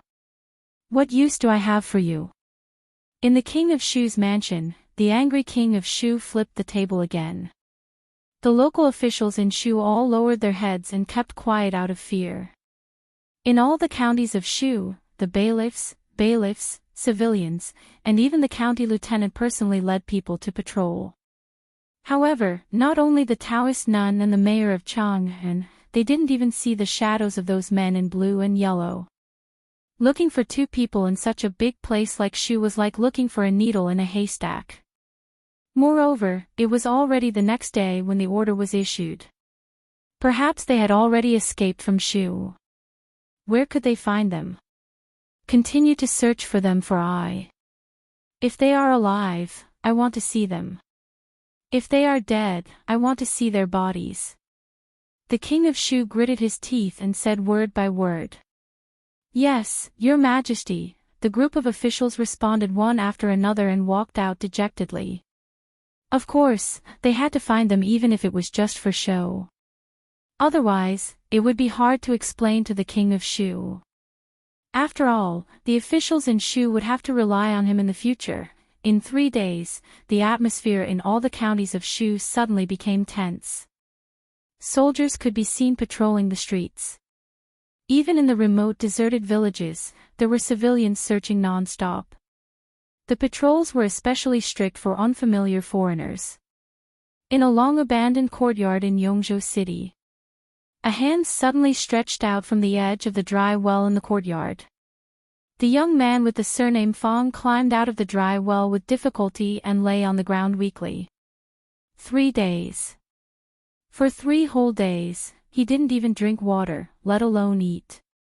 Even though his sealed acupoints had been unsealed, he couldn't muster much strength at this moment. "Wait, I'll go find a rope," he said while leaning on the mouth of the well. Then, he slowly turned around, pushed open the courtyard door, and staggered out.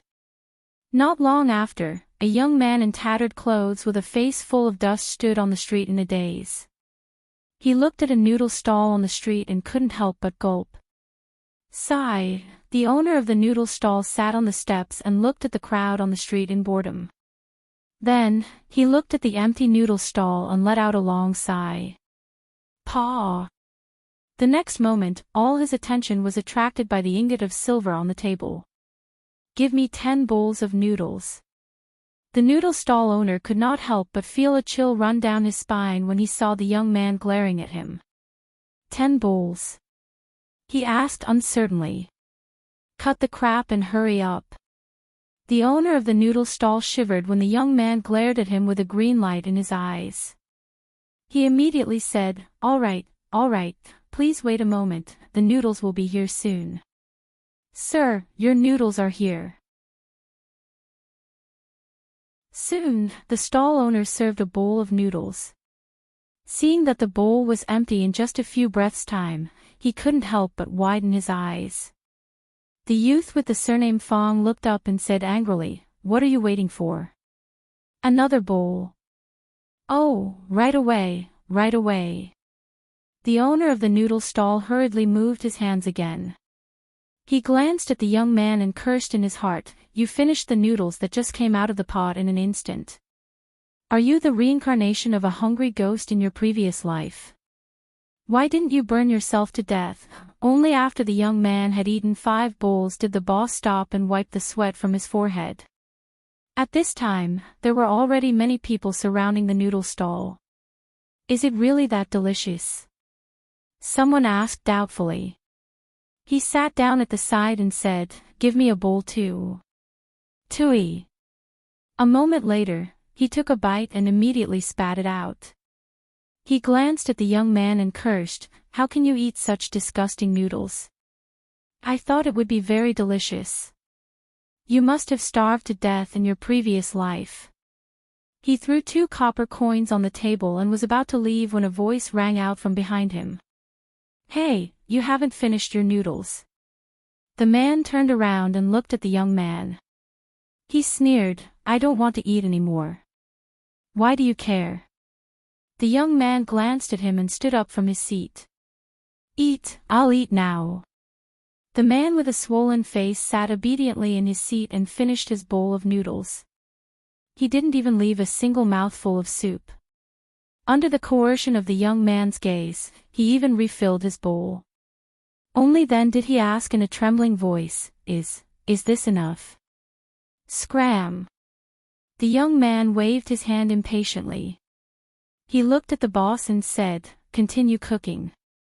About an hour later, the boss looked at the piles of bowls beside him in astonishment. He was worried that he couldn't keep up with the speed, so he added extra portions for each bowl. The young man ate 10 bowls just like that. In the end, he even bought dozens of buns from a nearby bun stall before he swaggered off. With such an appetite, he wasn't a human at all. He was a monster. The Qi Kingdom was the most powerful country in this land. This was an undeniable fact. Even though they had lost to the Jing Kingdom in an important battle and lost 2 of their cities, the ambassador of the Qi Kingdom did not gain any advantage in the competition with the Jing Kingdom. However, the Qi Kingdom's strength was far superior to other countries in terms of population, economy, and military. The Feng province was not close to the capital of the Qi Kingdom. It could even be said to be remote. The Jing Kingdom's territory was 3 days' drive to the south. However, although the Feng province was remote, it was not poor. Even in the entire Qi Kingdom, it could be considered one of the richest provinces. At this moment, 2 carriages were slowly entering the city gate of the Feng province. The man was riding on the horse. He looked back and said, Li brothers, we're just ahead. When we get home, I'll arrange for you to stay in the guest room first. After a few days, I'll find a place for you to settle down. The man smiled and said, you're a scholar.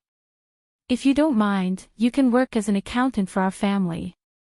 Although the salary isn't much, it's enough for the 2 of you to live in the future. Li Yi cupped his hands in obeisance and said, thank you, Brother Lin. The man waved his hand and said, ah, you're welcome. Li Yi smiled at him. This man, whom he had only known for 4 days, was very warm-hearted.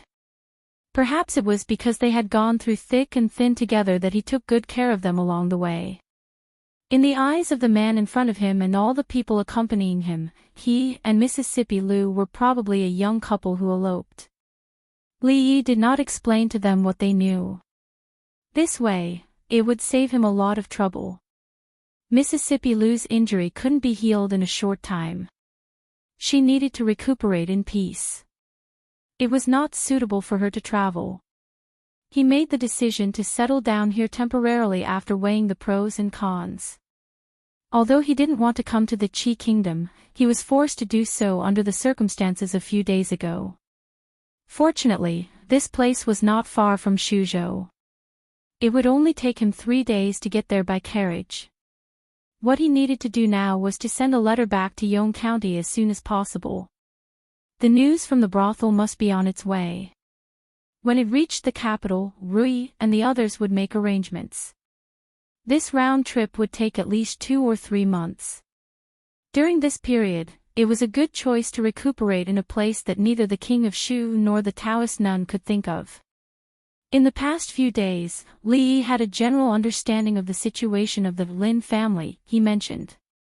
In this city, the Lin family could only be regarded as a small business. They ran several jewelry shops and occasionally did some international business. The girl named Lin Wanru seemed to be the current manager of the family business. The fact that the Lin family could hand over all the family business to such a young girl showed that she should have extraordinary ability. But unexpectedly, the girl looked soft and weak. She didn't look like a person with any means. When the carriage reached a certain place, the big man pointed and said, "That's the family's shop in front. There's a small courtyard next to the shop. Sometimes, when the shop is busy, the young lady will stay there. The young lady just said that she will have the place cleaned up in the next 2 days. You can stay there temporarily until there are other arrangements in the future." After entering Feng State City, it took less than a quarter of an hour for the Lin family to arrive.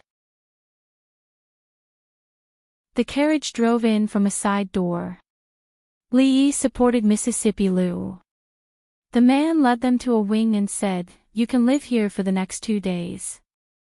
If you need anything, let me know. When the yard is cleaned up in 2 days, you can move there."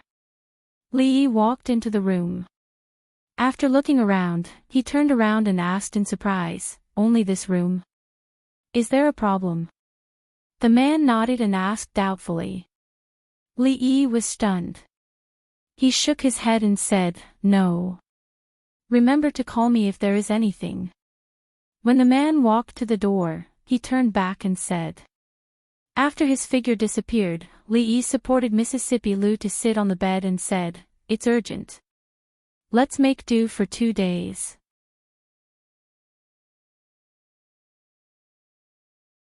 Chapter 664. The Lin family, Feng Province, Qi Kingdom. In a small courtyard, Li Yi squatted on the ground and fanned the fire gently. Mississippi Lou's medicine was simmering on the fire. The old man with the surname Lin was the doctor of the Lin family. After returning to the Lin mansion, he quickly sent someone to deliver some medicine.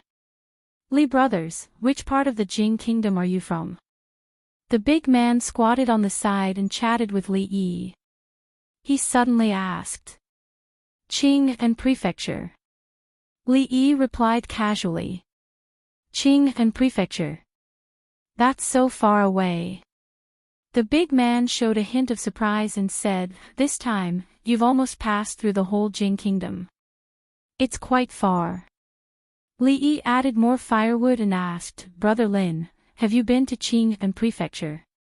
The big man nodded and said, "About half a year ago, I went once with Mississippi. There's a Rui tavern in Qing and Prefecture. The wine there is very strong, and the brothel there. I have to say, the drama in the Jing Kingdom is much better than in the Qi Kingdom." "Brother Lin, do you often go to the Jing Kingdom?" Li Yi asked casually. The big man counted with his fingers and said, "I don't go often. I go with Miss twice a year. Including this time, it should be 4 times." Li Yi calculated the time and lowered the intensity of the fire a little. He thought of the seemingly gentle and weak woman and said, "Your family's young mistress is quite capable. Miss is amazing." The big man nodded and said, "The Lin family's business depends on her.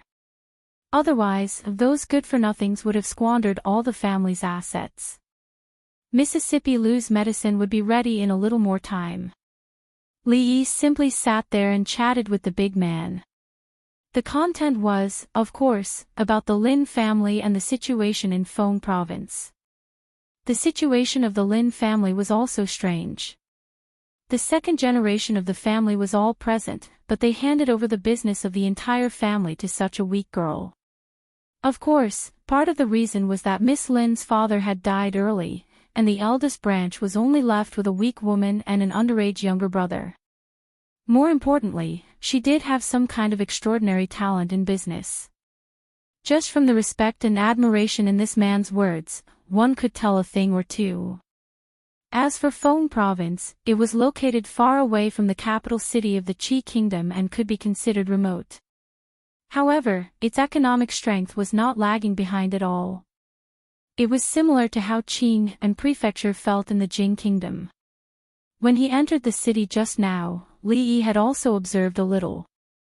In terms of prosperity, this place was at least 18 streets away from Shuzhou. Of course, the most important thing to him was another point.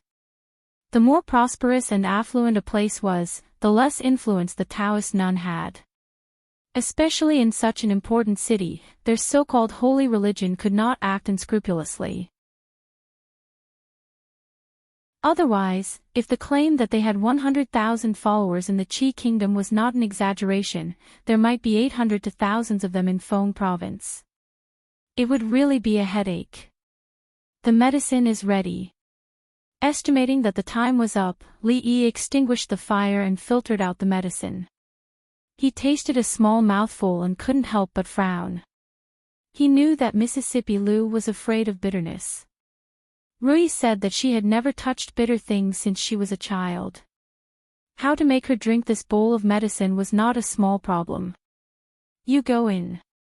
The big man stood up, waved his hand, and said, "I'll go to see Mississippi." After a while, Li Yi walked in with the medicine.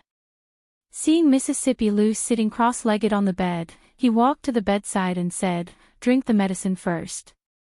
Mississippi Lu opened her eyes and looked at the black medicine. She shook her head and said, "I'll take care of myself slowly. I don't need to drink medicine." Li Yi looked at her and said, "Drink it. It's not bitter." Mississippi Lu looked at him suspiciously. Li Yi said with a straight face, "I just tasted it. It's not bitter at all. If you don't believe me, look." He picked up the bowl and drank a big mouthful. His expression did not change. Mississippi Lu took the bowl from his hand doubtfully. After tasting a small mouthful, her pretty face immediately frowned. She glared at him and said, "You lied to me." Li Yi looked at her and said, "Good medicine tastes bitter. Drink it quickly. You'll feel better after drinking it, and we can go back sooner." "I won't drink it." Mississippi Lu put the bowl aside and glared at him for being lied to.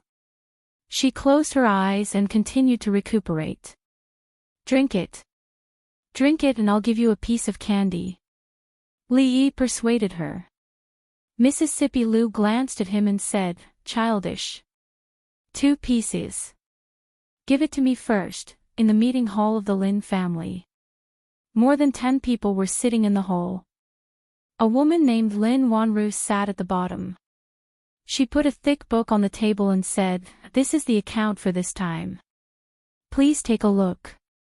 As soon as she finished speaking, a thin man stood up and said, "Little Ru, Lin Fang said that you encountered bandits on your way back. Is that true?" Lin Wanru nodded and said, "We did encounter a little trouble, but it was solved smoothly in the end." "What trouble?" A middle-aged man with a short beard frowned and said, "Didn't I tell you to follow the caravan of the Bai family this time? Why didn't you come back with them? You were lucky this time. What if you encountered a bigger danger?" "Second uncle, the Bai family is the Bai family, and the Lin family is the Lin family. Lin Wanru looked at him and said, "Why do we have to follow the Bai family for everything?" The man with a short beard said, "The Bai family and the Lin family are old friends. Why do you have to distinguish so clearly? Besides, when you marry in the future, second uncle, if there's nothing else, Wanru will go back first." Before the man with a short beard finished his words, Lin Wanru stood up and said directly, You. The short-bearded man pointed at him and said, "Forget it, let's not talk about this first. I heard that this time you used 8,000 taels of silver to buy a glazed ware. Such a large amount, why didn't you discuss it with us beforehand? If something went wrong, who would bear the responsibility?" "I will take the responsibility." Lin Wanru looked at him and said, "Glazed ware is extremely rare. I intend to make this glazed ware the treasure of the shop. If such a glazed ware is placed in the shop, it will definitely attract more customers. That's a good idea. We can give it a try. If it doesn't work, we can also resell it. The glazed bracelets sold by the Treasure Pavilion a few days ago are very expensive." After she finished her words, everyone thought carefully, and suddenly there were many voices of agreement in the hall. The man with a short beard opened his mouth and didn't know how to refute. He thought for a moment and asked, "I heard that when you came back this time, you also brought back 2 people. Who are they?" Lin Wanru thought for a moment and said, "I saved them from those mountain bandits." The man with a short beard frowned and said, "The Lin family is not a charity hall. You can't take them back after you save them. Let them go these days. The Lin family doesn't keep idle people. They aren't idle people." Lin Wanru looked at the short-bearded man and said, "That scholar is the accountant I just hired. A few days ago, Uncle Su said that his eyes were blurred from old age and he could no longer read the account books. He told me to hurry up and find a new accountant to replace him so that he can retire. That scholar is the new accountant. The accountant is such an important position. How can we let an unknown outsider do it?" The man with a short beard shook his head and said, "No, I don't agree.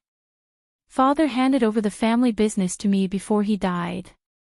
It doesn't matter if second uncle doesn't agree."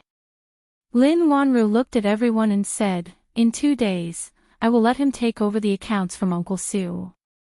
Does any uncle have any objections?" The man with a short beard looked back and gave a look to the others. "I think what second brother said is reasonable. The accountant is so important, how can we let an unknown outsider do it?" "No, I also don't agree with this. Xiao Ru, you should find another one." Immediately, many people stood up and spoke. The woman called Lin Wanru looked at them and nodded. She said, "Since no one agrees, then this matter is decided."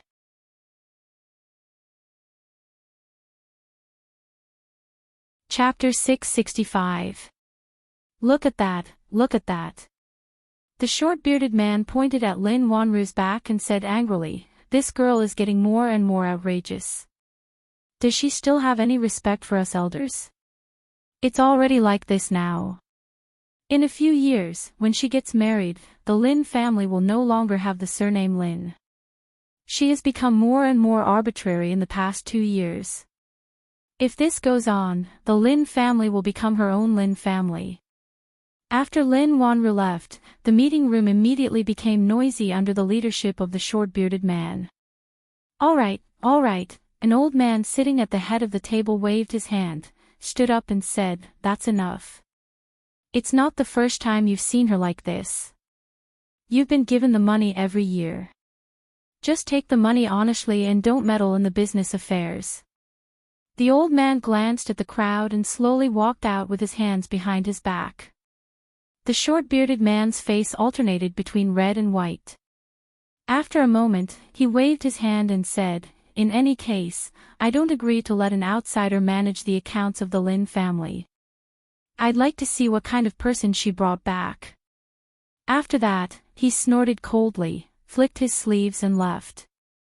In the small courtyard, the woman named Lin Wanru put two thick account books on the stone table and said, "It's not a problem to let you stay in the Lin family for a while, but there must be a reason. Otherwise, there will be some trouble. I'll leave these two account books with you. If anyone asks, tell them that you're my new accountant.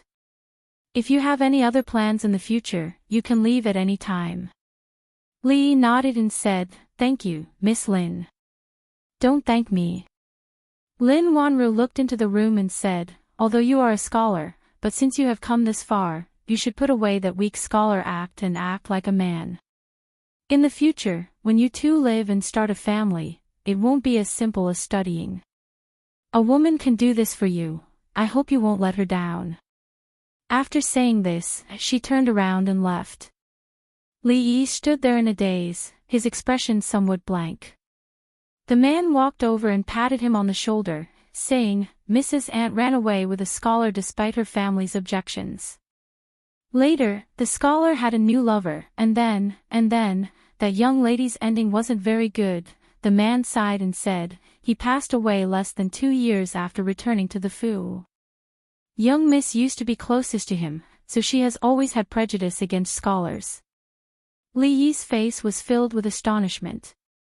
He never thought that Miss Lin would have such an experience.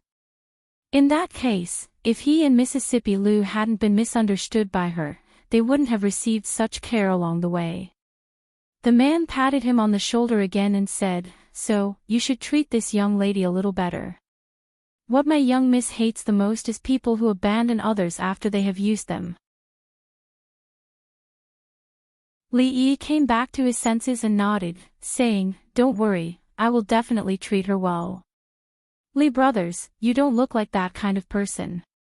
I believe you, otherwise, young miss wouldn't take care of you like this." The man smiled and waved his hand to leave. Li Yi shook his head. When he was about to walk back to his room, a voice suddenly came from behind him. "Stop." He turned his head and saw a few figures step into the small courtyard. The leader was a middle-aged man with a short beard. The two people behind him were obviously lackeys and could be automatically ignored. The middle-aged man looked at him and asked, "You are the accountant that Wanru hired?" "That's right," Li Yi replied. The man in front of him seemed to have a trace of hostility towards him. From the way he addressed Miss Lin and the information he got from the man, it should be the trouble that Lin Wanru mentioned earlier. The middle-aged man looked at him and said in a threatening tone, "I don't care what she promised you. I just want to give you a piece of advice. Don't meddle in the affairs of the Lin family. Young man, you should know what it means to invite trouble." Li gently waved his sleeves and didn't say anything. Being ignored, the middle-aged man showed a trace of anger on his face and said, "Do you know who I am?" "I don't know who you are." Li sighed and pointed at the hem of his robe. He said, "I only know what it means to invite trouble." The middle-aged man looked down in the direction of his finger. Then, his expression changed greatly. He didn't know when, but the hem of his robe was burning. Beside his feet was a pot that was used to boil medicine. At this time, the fire under the pot was so strong that it actually burned the hem of his robe. "Second master, there's a pond outside." A person beside him saw him struggling to unbutton a row of buttons on his robe and said hurriedly. The second master was stunned for a moment when he heard this. Then, he ran outside. "No manners. Don't you know to close the door?" After the three of them left in a hurry, Li Yi walked over to close the courtyard door.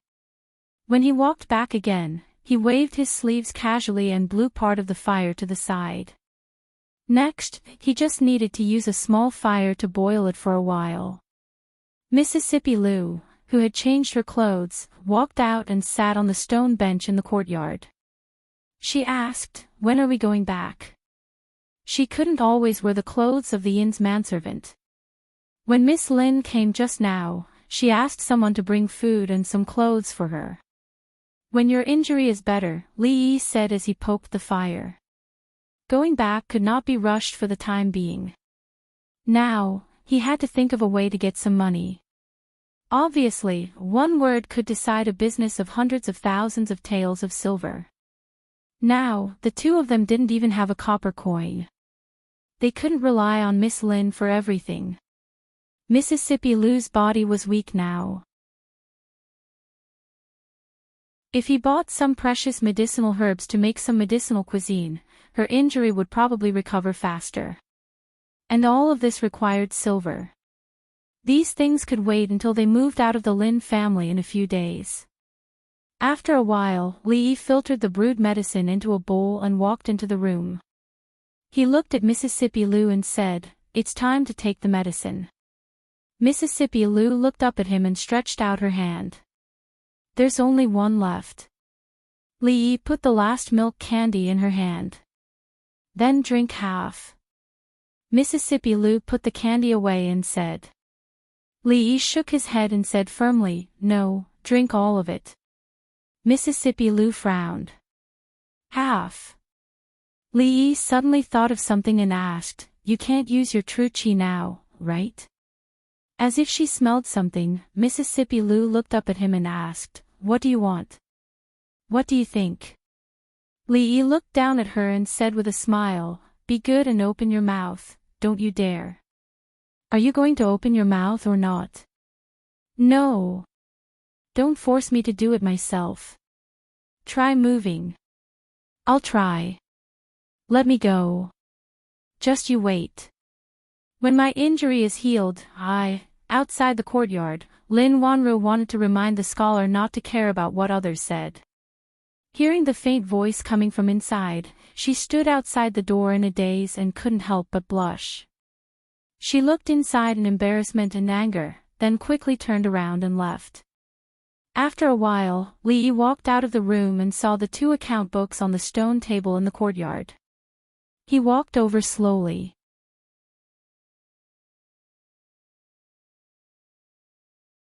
Chapter 666.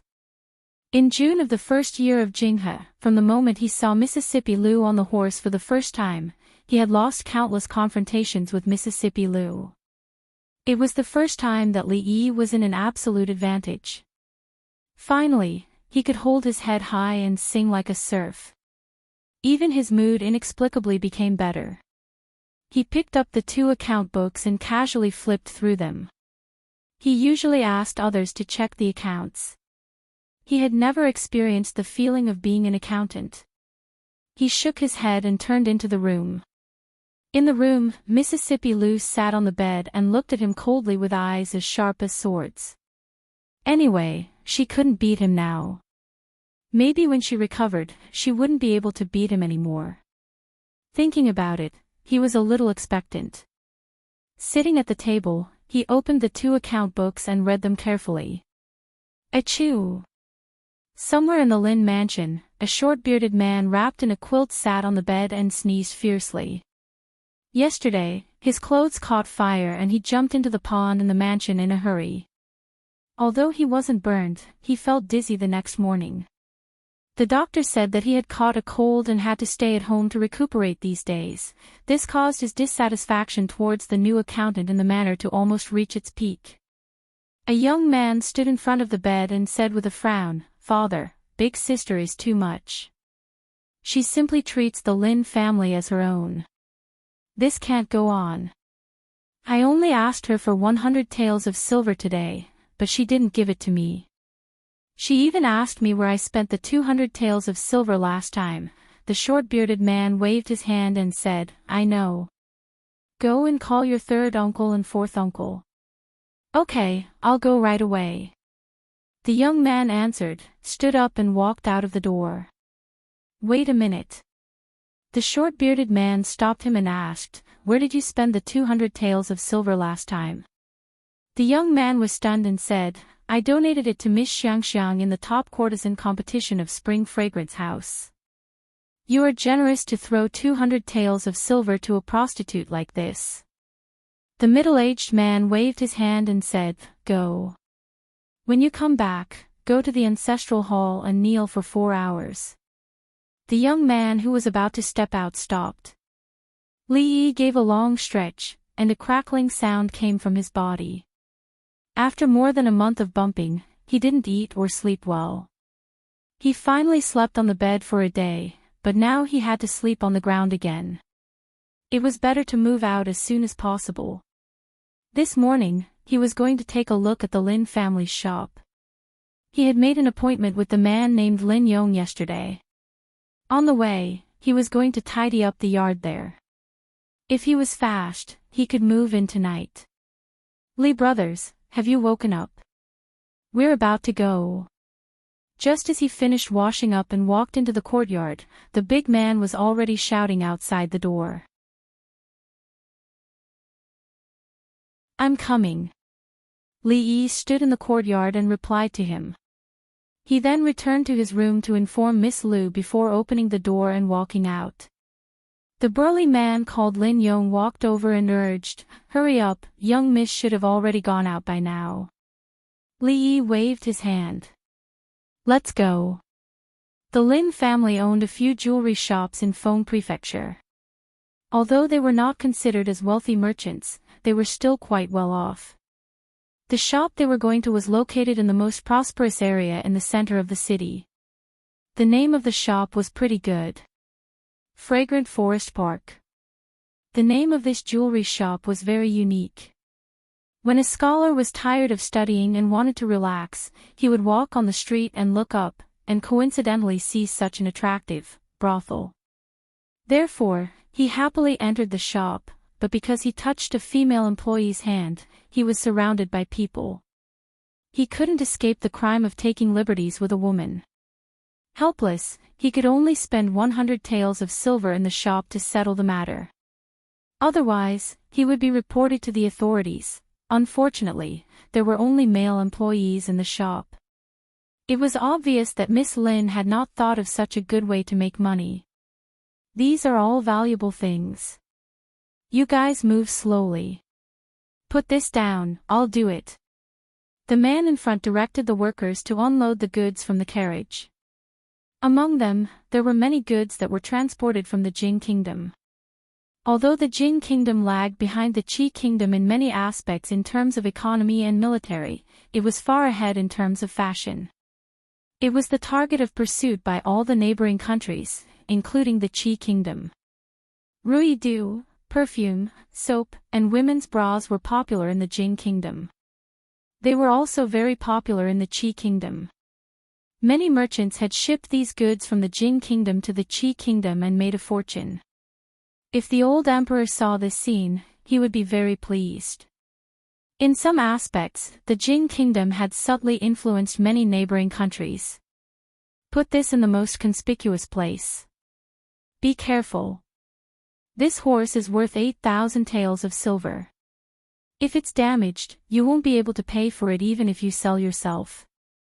Li Yi saw the man take out an item from the box and put it in a place where he could see it as soon as he stepped into the shop. He couldn't help but be stunned. After a while, he slowly walked over and asked the woman, "Miss Lin, did you also buy this horse from the Jing Kingdom?" Lin Wanru glanced at her and said lightly, "This is called Flying Swallow Horse." Of course, Li Yi knew this horse was called Flying Swallow Horse. The 4 words on the pedestal were made by him. This Miss Lin treated him and Mississippi Lu well. Li Yi really felt bad for letting her spend 8,000 taels of silver to buy such a thing. Her situation in the Lin mansion was not very good. If she really sold Liolia's glass, wouldn't she be blamed by those people? As a person who knew how to repay kindness, he would remind her to change hands as soon as possible if there was a chance in the future. Otherwise, he would feel even worse. However, this Miss Lin didn't seem to be in a good mood now. There was still a long way to go. It wouldn't hurt to tell her in a few days. That girl is still injured. Hearing her sudden words, Li Yi turned his head in confusion. He didn't know why she suddenly said this. Lin Wanru glanced at him. Her expression was slightly abnormal. She said, "During this period, you'd better control yourself." Control? Control what? Li Yi asked doubtfully. This time, Lin Wanru didn't answer. She directly turned her head and left. Inexplicable. Watching her leave in a hurry, Li Yi shook his head. He walked over and asked the man, "Brother Lin, where is the nearest pawn shop?" Pawn shop. A trace of doubt appeared on the man's face. He asked, "Why do you ask about the pawn shop? If you don't have money, just tell me. You can take some from me first." Li Yi shook his head and said, "I happen to have some useless things on me. I want to pawn them." "Okay." The burly man nodded, pointed in a certain direction, and said, "The pawn shop is quite far from here. Walk forward from here. Do you see that cloud? Walk to the bottom of that cloud, turn right into a street, and then turn left. You still have to walk for about 2 more streets, and then, the man scratched his head and said, "I only remember this much. When you get there, you can find someone to ask." Li Yi was proud of his sense of direction to be able to find this pawn shop with such an unreliable way. He looked at the 2 big words, pawn shop, erected at the door of the shop and walked in.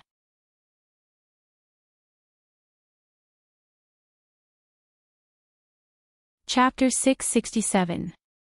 Inside a pawn shop in Feng State City. The pawn shop's manager was a middle-aged man with a big belly. He wore a robe embroidered with copper coins. His eyes were so small that they were almost invisible when he squinted.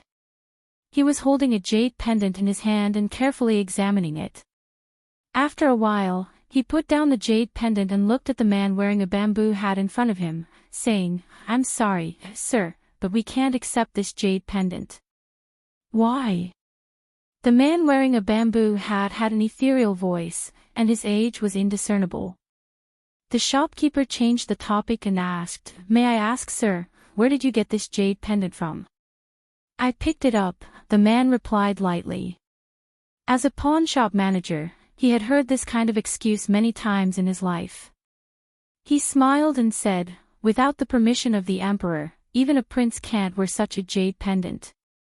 Either the person who made this jade pendant is extremely daring, or the person who stole it has eaten a bear's heart and a leopard's gall. Our shop is small, so we don't dare to accept this kind of thing. If that's the case, then I'll take my leave." The man wearing a bamboo hat put away the jade pendant and turned to leave without hesitation. He didn't expect that the other party would be so straightforward.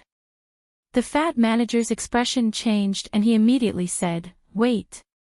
1,000 taels of silver." He looked at the man's back and said, 1,000 taels of silver. "Leave this jade pendant here. I can't go any higher. Let me tell you the truth, no one in Feng State City would dare to accept this jade pendant except for me. The quality of this jade pendant was the best. It was shaped like a 5-clawed golden dragon that only emperors could have. Of course, this didn't mean that this kind of jade pendant only appeared in the royal family. Some officials who had great merits or were extremely favored would often be rewarded by the emperor. They would be able to own some royal items, but these things were treated as family heirlooms and rarely leaked out. Because of this, the value of these items was extremely high. Although they couldn't be sold openly, there was actually a market for them secretly. The manager walked to the door and closed it. He then slowly said, "How about it? Do you want to consider it?" After a quarter of an hour, a man wearing a bamboo hat came out of a pawn shop in Feng State City with a bag in his hand. 1,000 taels of silver sounded like a lot, but it wasn't heavy at all. In the future, it would only be about 60 pounds. Buying medicinal herbs and other things required a lot of silver. The most valuable things they had were Mississippi Lu's autumn water and the jade pendant hanging on it. Mississippi Lu wouldn't sell the jade pendant even if she was beaten to death. He forgot when she had asked for that jade pendant from him. A dragon-shaped jade pendant was rarely seen. It was probably given by the old emperor. He didn't expect that it would come. As for the bamboo hat on his head, he had just bought it on the street. He had even borrowed a few taels of silver from the burly man surnamed Lin. Although no one here knew him, it was better to be vigilant just to be on the safe side. After all, he had a bamboo hat, and a middle-aged man. Bai, and Li, and He Ling. On his way here, he passed by a medicine shop and wanted to buy some useful medicinal ingredients. Li Yi took a few steps and suddenly stopped. He turned his head to look and saw two shadows flashing into the alley. Li Yi didn't stop and continued forward. "Big brother, that man just came out of the pawn shop. His bag was bulging. He must have pawned something good. He's alone. Let's follow him. We might be able to kill a fat sheep this time. Contact third brother. We have a job." Whispers could be heard coming from a small alley somewhere. After an hour, Li Yi came out of a pharmacy. He looked back and shook his head. How was this buying medicine? This was robbery. 1,000 taels of silver was gone in an instant. All he got was a small bag of medicinal herbs. It seemed that the difficulty of seeing a doctor and buying medicine had been like this since ancient times. He stood at the entrance of the pharmacy and looked in a certain direction. After walking for a short distance, he turned and walked into another alley. Chance. In the crowd, several people's faces lit up, and they quickly walked towards the small alley. Where is he? After a while, they looked at the dead end in front of them. They looked like they had seen a ghost. They clearly saw the man wearing the bamboo hat walk in here. How did he suddenly disappear? Could it be that he flew into the sky? Just as this thought appeared, a black shadow suddenly appeared in front of them. Li Yi jumped down from the wall and knocked out 3 people. He stood at the entrance of the alley and asked the last person, "Who sent you? Where is the Empress?" What Empress?" The last man's face was pale and cold sweat dripped from his forehead. "It's good that you don't know her." Li Yi walked over and knocked him out. He walked out of the alley. Halfway out, he turned back. He searched the waists of the 4 people and took out a few money bags. This was a critical time. It was time to pick up his old profession. His family is quite well off. He collected the dozens of taels of silver and walked out of the alley. At the same time, 2 streets away, another young man stepped into Fragrant Forest Park. "Greetings, young Master Bai." Inside the shop, several workers immediately bowed and greeted him. In a corner of the shop, the man surnamed Lin curled his lips and said, "That Bai guy, why is he here again?" The young man smiled and asked, "Is Wanru in the shop?" A worker immediately said, "Miss is in the back." The young man nodded. Just as he was about to go over, his expression suddenly froze. He looked in a certain direction in the shop. "This is horse stepping on swallow, colored glaze." The young man's face revealed a surprised expression.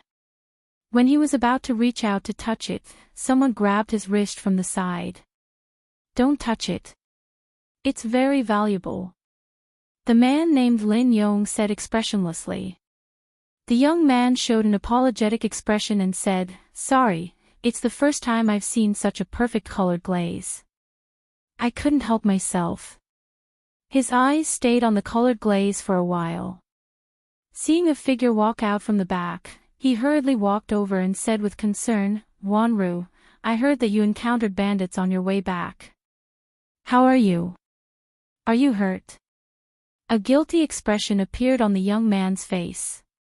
"If I knew this would happen, I wouldn't have let you go. It's all my fault." Lin Wanru took a step back and said, "Thank you for your concern, Brother Bai. I'm fine. As long as you're fine." The young man nodded, then a smile appeared on his face as he said, "Yesterday, I happened to get a piece of Zhao Xuan's calligraphy.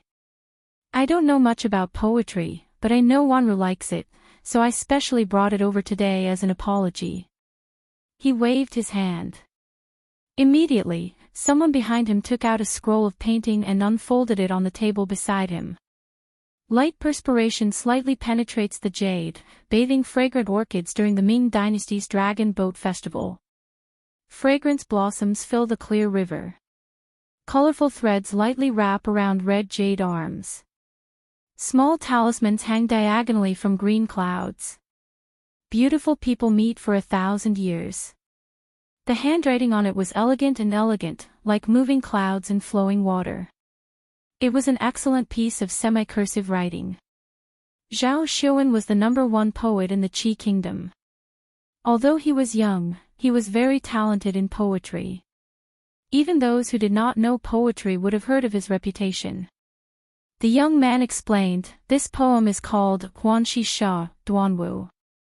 It is said that when Zhao Xuan was competing with the #1 scholar in the Jing kingdom, the scholar wrote it. After Zhao Xuan returned to the Jing kingdom, he admired the scholar very much. He even imitated the scholar's handwriting many times. This is one of his imitations. Therefore, the style of his handwriting is different from his usual style. Lin Wanru looked at the words. A strange look appeared in her eyes, but she quickly hid it. She shook her head and said, "This is too valuable. I can't accept it." Zhao Xuan was very famous in the Qi kingdom. Not only was he famous for his poetry, but his calligraphy had also reached the peak. However, Zhao Xuan treasured his calligraphy very much. Other than a few pieces, he rarely let them out. Because of this, his calligraphy had always been very valuable. It was said that each word was worth 1,000 taels of gold. The young man smiled and said, "Wanru, you don't have to decline. If this is left with me, it would be the real Emmingse casting herself in the dark." The man named Lin Yong stood at the side. He touched his chin and said, "I don't think there's anything good about this. It can't be fake, right?" A servant behind the young man said angrily, "You fool, do you think you can understand Lord Zhao's words?" "I don't understand. Do you?" The big man glanced at him and casually pulled over a young man who had just walked into the shop. He asked, "Li brothers, they said this was written by Zhao Xuan. You are a scholar. Come and take a look. Is this calligraphy good?" Li Yi put down the bag and glanced at it. He said, "It's fake."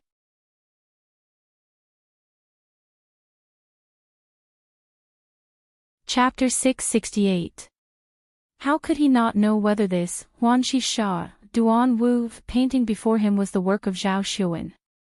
Back then, that shameless fellow had begged him to give him the original manuscript of this famous poem. He had even brought up the international relations between the Qi kingdom and the Jing kingdom. Later, he had even personally sent a work that he was proud of to his home. It was impossible for him not to accept it. If he had known that this fellow's calligraphy and paintings were worth so much money in the Qi kingdom, he would not have pawned the jade pendant that the old emperor had given him. Of course, shamelessness was one thing. When it came to poetry and composition, Li Yi had to admit that this fellow was indeed a genius. He could barely produce good calligraphy.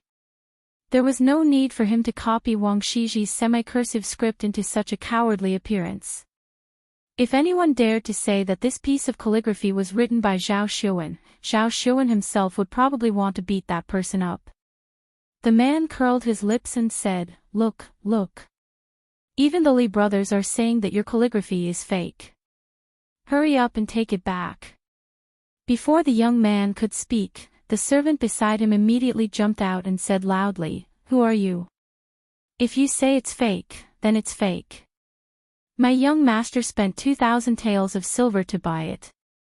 If you don't know anything, then don't speak carelessly.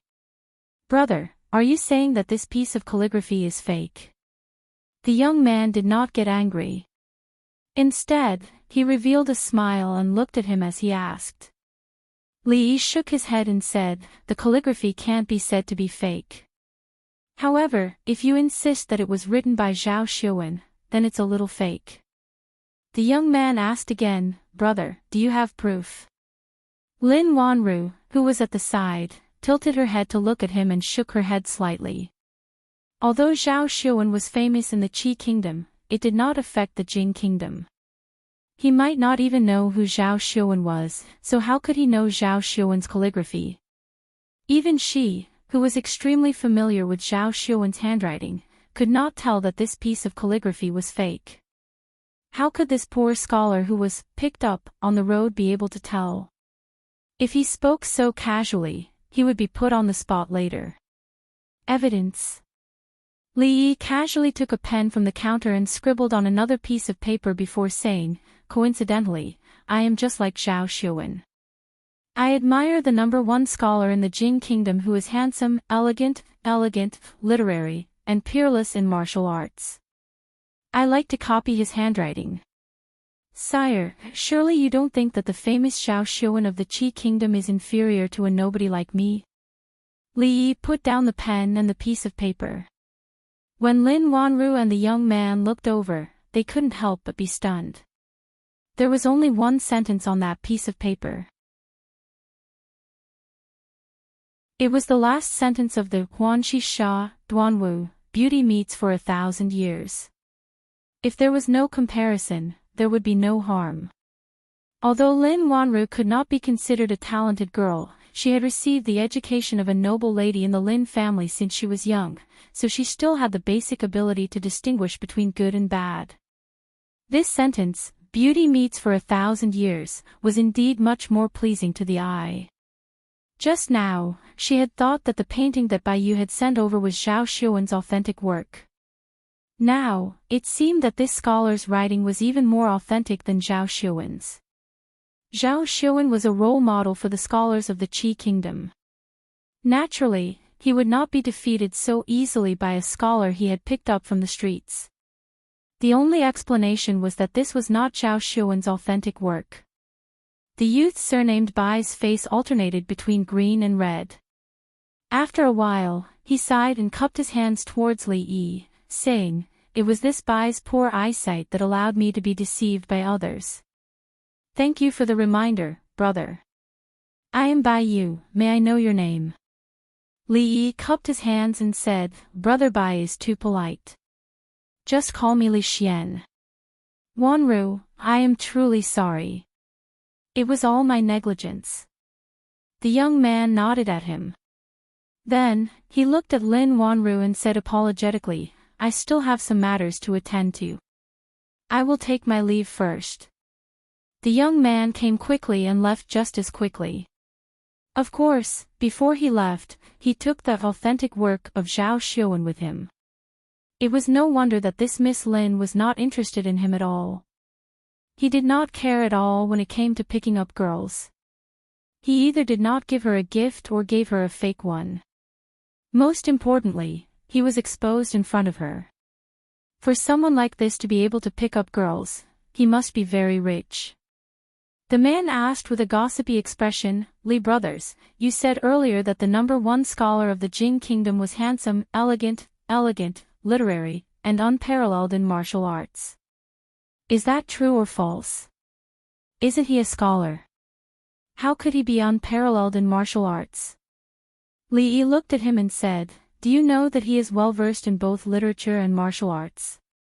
In the Jing kingdom, the name, deadly scholar, can stop children from crying at night. Which martial artist in the martial arts world would not tremble upon hearing it?"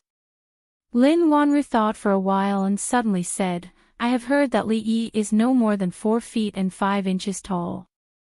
He is short and has the head of a rat and the eyes of a deer." What?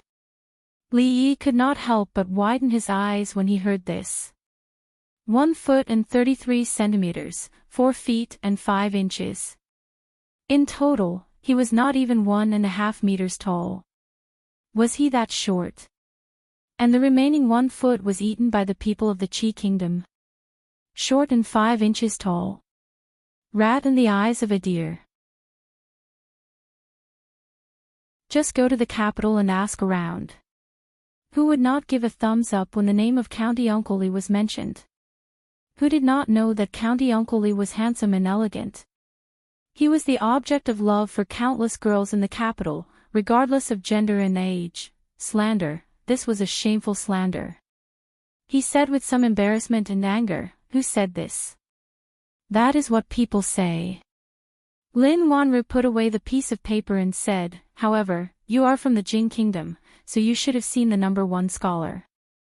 "It seems that the rumors are wrong." Li Yi agreed with her words and said, "Wrong. It is not just wrong, it is a big mistake." The man nodded and said, "I think so too. No matter what, he is the number one scholar. He must be much better than Bai Yu, that pretty boy." "You are right. County Uncle Li is naturally not comparable to those pretty boys." Li nodded and said. The man looked at him with a strange look and said, "Aren't you scholars all pretty boys?" "Young master, that guy dared to deceive us with a fake. Report him to the authorities immediately." On the street, a servant behind the young man said angrily while gritting his teeth. "You don't have to worry about this." The young man stopped in his tracks and turned around to say, "Find out the background of that Li Xian and his relationship with Wanru." "Yes, young master." The servant was stunned for a moment and immediately replied.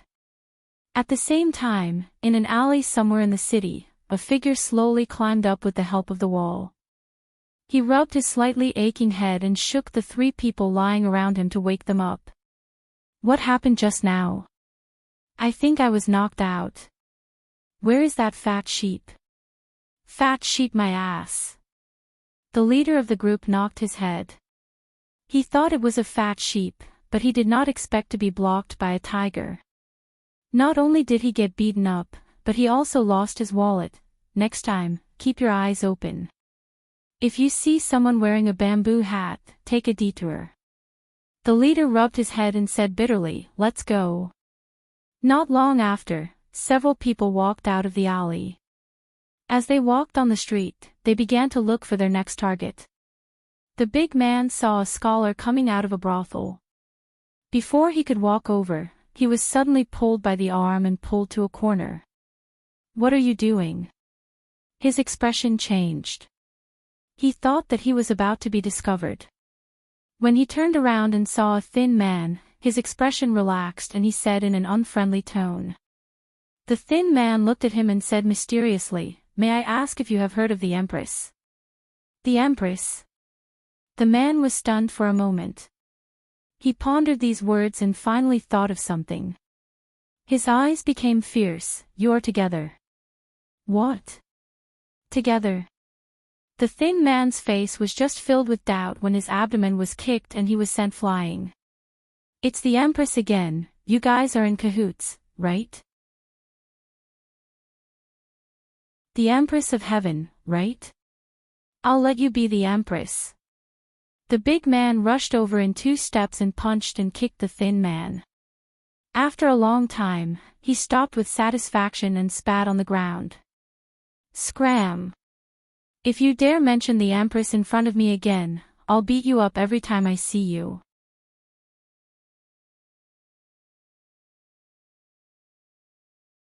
Chapter 669. Li brothers, the courtyard has been tidied up. You and that lady will live here from now on. Lin Yong walked out of a small courtyard next to Fonglin Park and said, "This place is close to the shop, so we can take care of each other." The courtyard had been tidied up by a few shop assistants. It was said that it was where Miss Lin stayed for a short period of time. It was not big, but the location was very good. It was almost in the prime area of the city. Li Yi went in with the man's lead. Next to the main room, there was a small kitchen. It looked like it had never been used. It could be used with some pots and pans, which was exactly what he wanted. Apart from the small kitchen, there was only one room. This place is not big. Miss used to rest occasionally at noon. You two can make do with it. The big man looked around and said, "See if you still lack anything and tell me. Tomorrow, Miss will have someone send it over from the mansion." Li Yi shook his head and said, "Thank Miss Lin for me, but there is no need. We can slowly add the rest in the future." After the man left, Li Yi first bought 2 bolts of cloth from the cloth shop outside and hung them in the room, dividing the bedroom from the middle. There were no extra rooms here, so he could only make do like this. The kitchen utensils were also bought, and he even had time to buy rice and vegetables. Before the sun set, he had almost bought everything he needed. If there was anything missing, he could wait until tomorrow. After that, he locked the door. Fonglin Park happened to be closed, so he returned to the Lin family with the man. He refused the man's offer to send them in a carriage and helped Mississippi Lu out of the courtyard. He had been away from home for more than a month. He didn't know how Rui and the others were doing. The news from Shuzhou would probably take a few days to get back. They probably didn't expect that he had come to the Qi Kingdom. He had to find a way to get the news out as soon as possible. He didn't have to worry about the situation in the capital. Even if the academy had its own operating system, with Li Xian watching over it and Li Han around, there wouldn't be any problems. It was unlikely that anything big would happen to his family, and it was unlikely that the old emperor's health would deteriorate to that extent in just 3 to 5 months. Yongning and Shaning would probably stay in the palace for a long time. He didn't know if the eldest princess would still practice her sword in the morning dew hall every day. What was the situation in the small courtyard in Willow Lane? Li Yi didn't know any of this. When he walked out of the Lin mansion, he turned his head and saw that Miss Lu was frowning. Li Yi thought for a while, squatted down and said, "Come on up." Mississippi Lu shook her head and said, "It's okay. I can walk." Li Yi urged, "You don't have a problem, but I do. It's getting dark. If we continue walking like this, we won't make it before the curfew. Hurry up, don't dawdle." Mississippi Lu glanced at him, gritted her teeth, and said, "When my injuries are healed." Li Yi lifted his head and looked at her.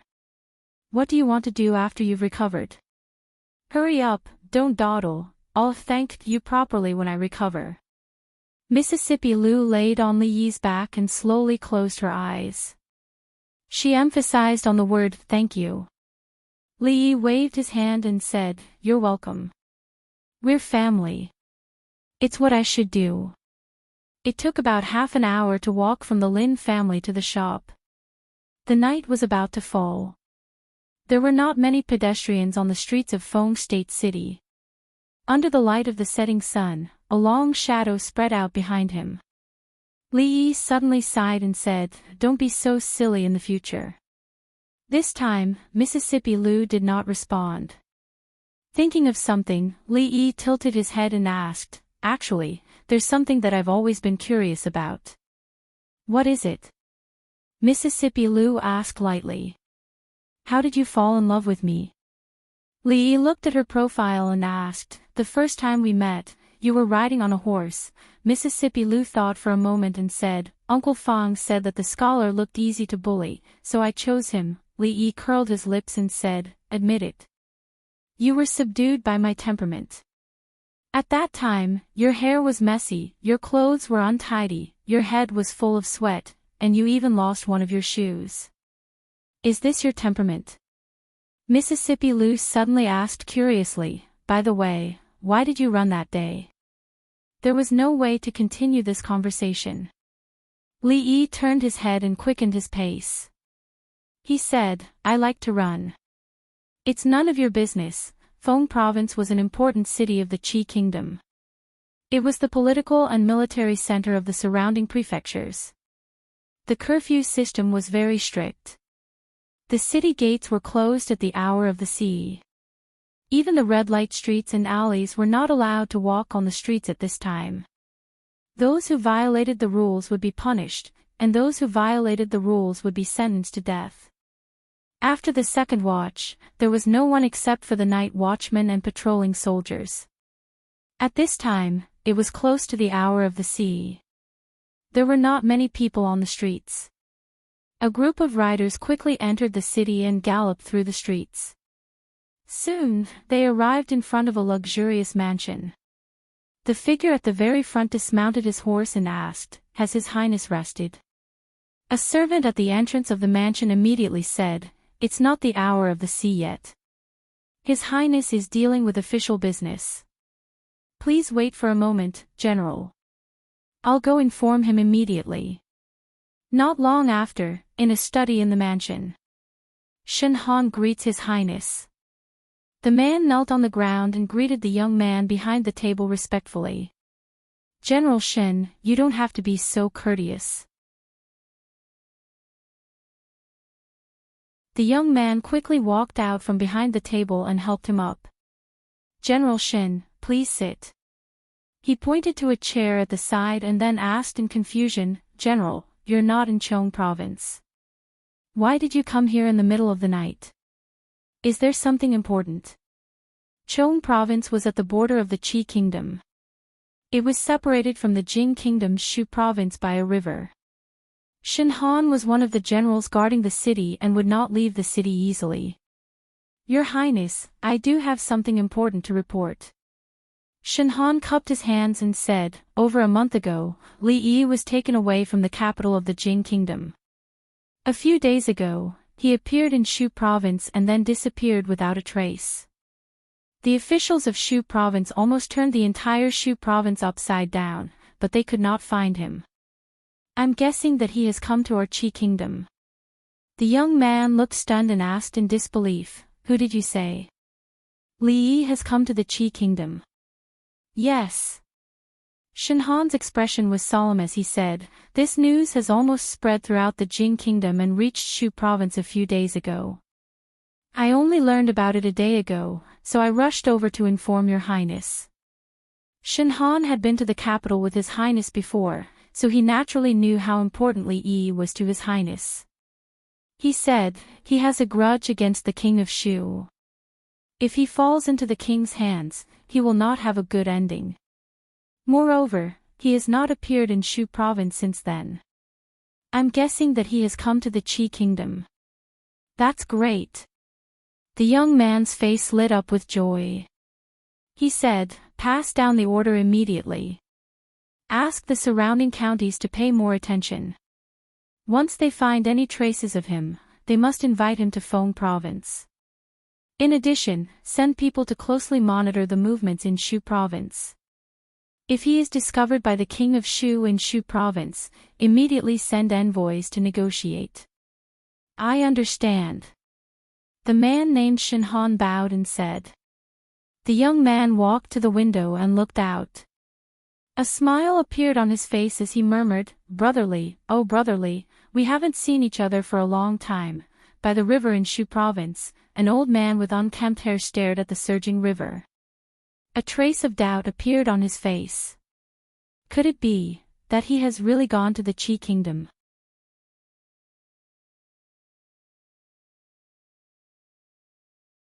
Chapter 670. From today onwards, Li Yi planned to raise Mississippi Lu like a pig for a long time. The contents of this bowl of medicinal cuisine were very rich. Ordinary people might not be able to withstand the effects of the medicine, but with Mississippi Lu's physique, there was no need to worry about the problem of not being able to withstand it.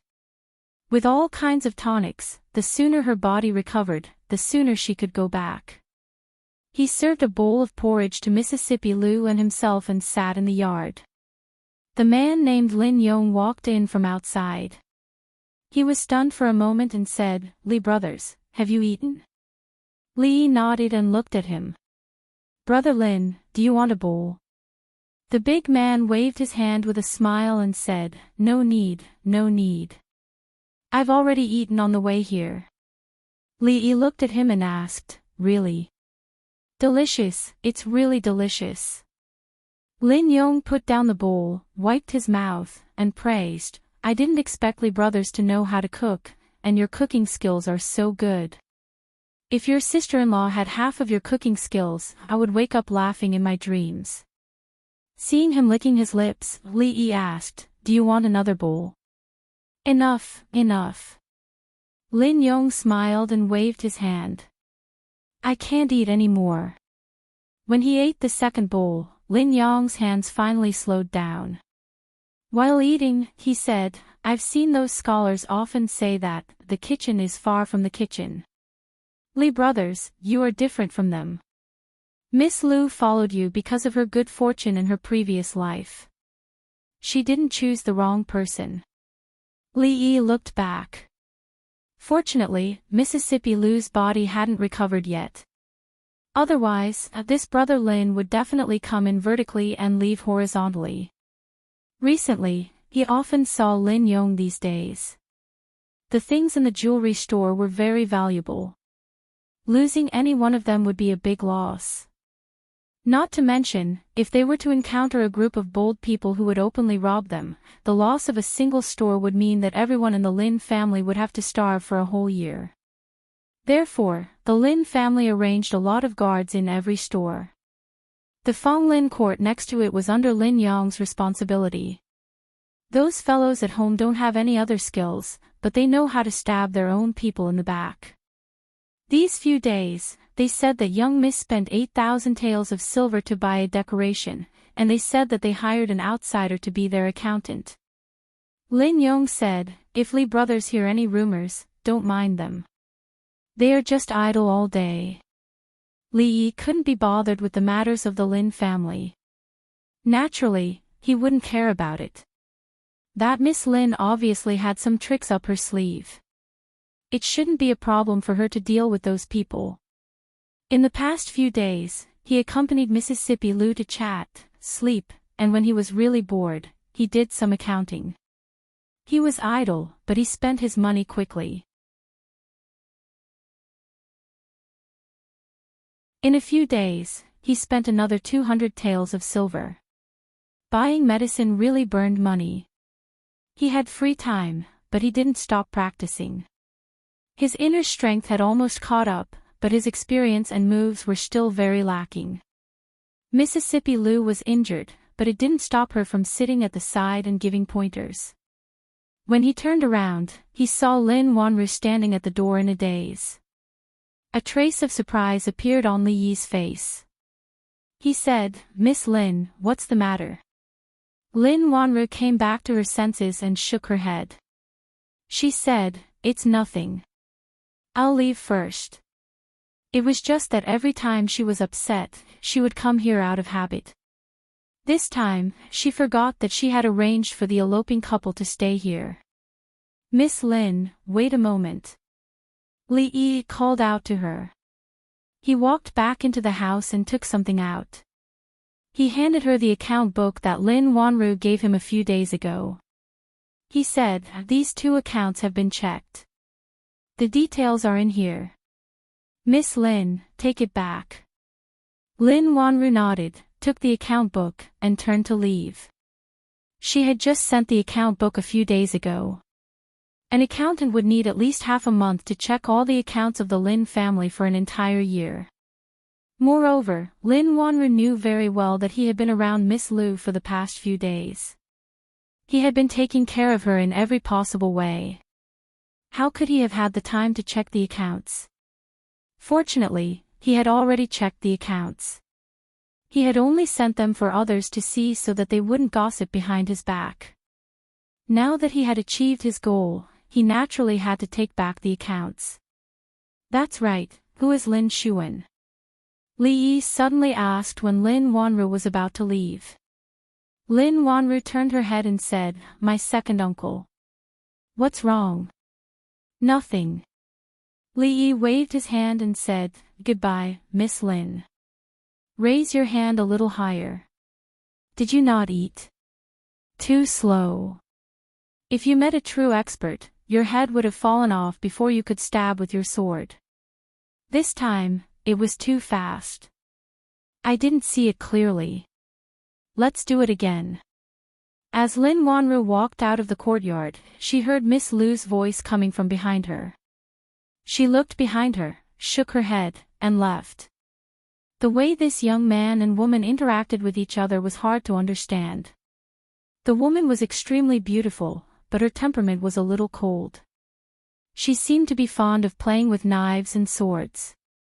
Elder Lin had also said that she was a martial artist. As for that scholar, she had never seen him read a book. Every day, he was busy in front of the stove. According to Brother Lin, the food he cooked was very delicious. Even the chefs of the restaurants couldn't compare. He didn't look like a scholar at all. Although he wasn't a scholar, his handwriting was so good that it was as good as the heavens.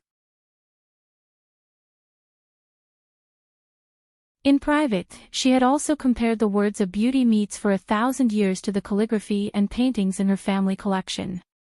She felt that those words were not inferior to some famous calligraphers in the Qi kingdom. However, although it was strange, that scholar treated Miss Lu extremely well. If her aunt had met such a person in the past, she probably wouldn't have died with a grudge. Some thoughts emerged from the depths of her heart. Lin Wanru shook her head and suppressed those thoughts. What she needed to worry about at the moment was another matter. The people in the family, led by second uncle, had brought up some matters. In front of everyone, some of their words were very unpleasant to the ears.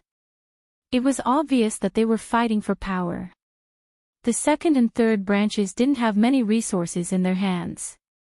It was understandable that they wanted to force her to give up some of her power. Although she wasn't afraid of them, she naturally didn't want to see the peace in the family broken. "Did you hear?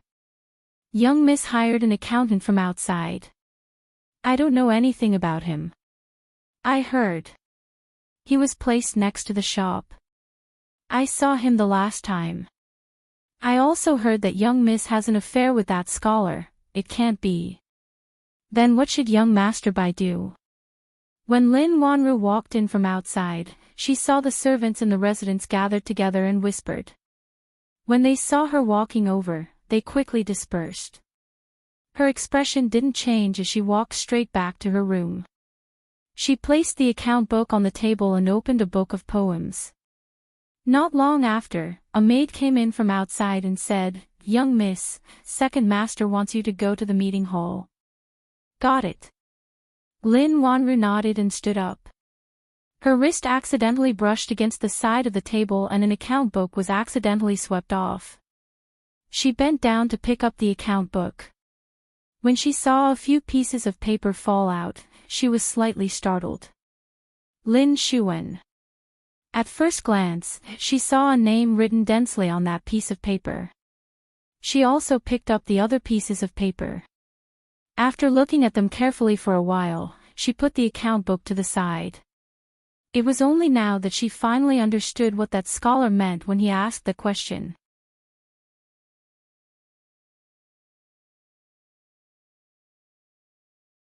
Chapter 671.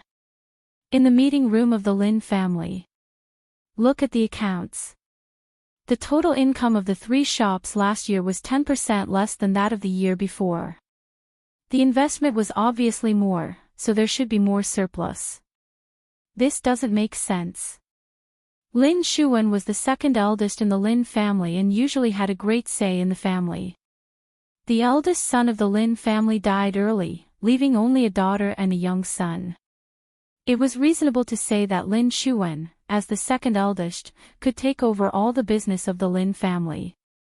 However, no one expected that the head of the family would hand over all the business of the Lin family to Lin Wanru, who was a woman, before he died. Lin Wanru was the eldest daughter of the Lin family. Before she got married, she was also a member of the Lin family. Moreover, she had shown a talent for business since she was a child and had participated in the family business for a long time. For this arrangement, everyone was embarrassed to say anything. Of course, not many people cared about how many means a girl could have. These things could be slowly taken back from her. When she got married, she wouldn't be able to take anything with her. However, later they realized that they still looked down on this niece. In the past 2 years, the business of the Lin family was getting bigger and bigger in her hands, and others couldn't get involved. In the past 2 years, she could be said to have monopolized the economic power of the Lin family. At this time, a young man said, "Second uncle, are you suspecting the eldest sister?" "I didn't say that." Lin Xuan picked up a booklet, patted it on the table, and said, "Anyway, the account book is here. The loss is the loss. I think Wanru has to give all of us an explanation for this matter. A middle-aged man thought for a moment, stood up and said, last year, the jewelry business was generally low, and it was inevitable that the profit was reduced. We can't blame all the problems on Wanru. Second brother is not blaming Wanru. She is in charge of the family business. We don't know what to do, so it is reasonable to ask. Yes, this is our family business. We can't always be blind. This is also for the sake of the Lin family. In the meeting hall, everyone was clearly divided into 3 camps. One of them was led by Lin Shuwen, who was holding on to the matter of profits. It was obvious that he had something else to say. The other side was speaking up for Lin Wanru, but there weren't many of them. Those who were neutral were still the majority. No matter what, it was not their turn to be in charge of the Lin family. No matter who the business was handed over to, they would get money every year. As long as there was a lot of money, there was no need for them to take sides. Stop talking. Wanru is here. Let's see what she has to say, someone suddenly stood up and said. Everyone turned to look at the door. Lin Wanru walked in from outside. She nodded slightly at everyone, then looked at Lin Shuwen and asked, Second uncle, did you ask me to come here for something important? There is really one thing that is more important. Lin Shuwen nodded and said, yesterday, I looked through the account and found that the investment of our Lin family last year was 20% more than the year before. Why did the profit decrease? This is really unreasonable. The business of the Lin family has always been managed by Wanru. I'm afraid that Wanru has to give all of us an explanation for this matter, right? Lin Wanru looked at him and asked, in business, there are profits and losses. It is normal to have a small fluctuation in profit, isn't it? Lin Shuwen smiled and said, what Wanru said is true. There are profits and losses in business, but last year was obviously a good year. It is impossible for the profit not to increase but decrease. Of course, I don't mean anything else. It's just that the Lin family belongs to all of us. The Lin family needs all of us to protect it. It concerns the interests of all of us, so we can't be careless. Lin Shuwen had a smile on his face, as if he was thinking for everyone's sake. So, what do you mean, second uncle? Lin Wanru looked at him and asked. Lin Shuwen said with a smile, there are so many people in the Lin family. We also feel sorry to let you, a girl, take care of it inside and outside. Such a heavy burden falls on you, and it is inevitable that there will be such negligence. So, I think it is better to divide the other 2 shops and hand them over to others to manage. In this way, you will be much more relaxed and can concentrate more. The unspoken implication of his words was that Lin Wanru, as a woman, was unable to manage such a large Lin family. That was why there was a loss this time. It was better for her to give up her power early on. That way, everyone's interests could be guaranteed. I think second uncle is right. Yes, Wanru should also have a good rest. I agree. As soon as Lin Shuwen finished his words, many people immediately responded. Many people in the Lin family had already complained about handing over the family business to a girl. Naturally, they would take the opportunity to push it. Even some people, who had always been neutral, were a little shaken. Lin Wanru sighed and said, we are all family, second uncle, why do you have to be so persistent? Lin Shuwen's expression changed when he heard that. He said, Wanru, what do you mean? Second uncle is also thinking for the Lin family and for you. Do you think second uncle is harming you? So, second uncle is really not going to let us go this time. Lin Wanru looked at him again and said. You really take my good intentions for ill intentions. Lin Shuwen said with a face full of anger, I am doing this for the Lin family. Why can't you understand? In that case. Lin Wanru looked at him and said, from today onwards, second uncle doesn't need to worry about the supply of goods from the shop in the north of the city. I will arrange for someone else to take over." After saying that, she turned to look at the other two people and said, "Third uncle, fourth uncle, you don't need to go to the shop today. I will arrange for a new shopkeeper as soon as possible." As soon as Lin Wanru's voice fell, the hall suddenly became quiet. Many people raised their heads and looked at her in disbelief. How could she still say such words at this time? Lin Xuan was stunned. Instead of being angry, he laughed and said, "Wanru, do you really think that the Lin family is your Lin family?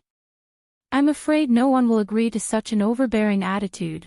He looked back at the people in the hall and said, "You have all seen how overbearing she has been in the past 2 years. Since when did a woman have the right to be in charge of the Lin family? Second uncle, don't be so agitated." Lin Wanru shook her head and looked at him. She said, "When I came over just now, I sent someone to report to the authorities. Second uncle colluded with the Bai family who supplied the goods and took 17,652 taels of silver from the shop in a year. This is already more than 10% of the Lin family's annual profit. For embezzling so much silver, I'm afraid you will have to go to prison for decades. But second uncle, you don't need to worry. I will take care of everything after this for you. Aunt has entered the Lin family, so she is a member of the Lin family. You can go in peace. The family will take good care of her. If Aunt wants to remarry, we will find a good husband for her. Xiao Fei has already grown up and can take care of himself. The family will not mistreat him. You don't need to worry about this." Lin Wanru said these words calmly, but it set off a storm in the hearts of the people. You. Lin Xuan was stunned for a moment, and his expression changed greatly. He opened his mouth and was about to speak, but Lin Wanru waved her hand and said, "Second uncle, you don't need to thank me. We are all family. This is what I should do." After saying this, she added, "The people from the yamen should be here soon. Second uncle, don't you want to go back and prepare?"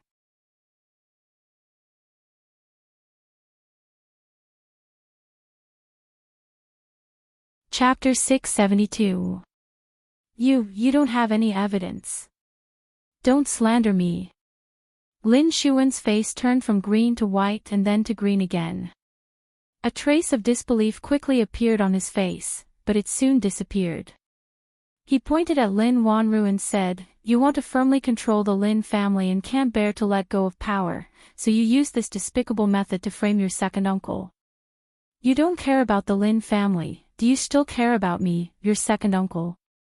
"It's because I care about the Lin family and second uncle, so I wanted to suppress this matter," Lin Wanru sighed and said, but after second uncle's reminder, Wanru suddenly realized that the Lin family is not my Lin family, nor is it second uncle's Lin family. It is everyone's Lin family. Everyone trusts me so much, but Wanru actually wants to play favorites. I'm really ashamed. As for the evidence, Lin Wanru took out a few pieces of paper from her sleeve and put them on the table beside her. She said, "These are the evidence of second uncle's corruption in the past year. They are written clearly, one by one. Everyone, take a look." Lin Xuan grabbed the pieces of paper and glanced at them. His face immediately turned pale and bloodless.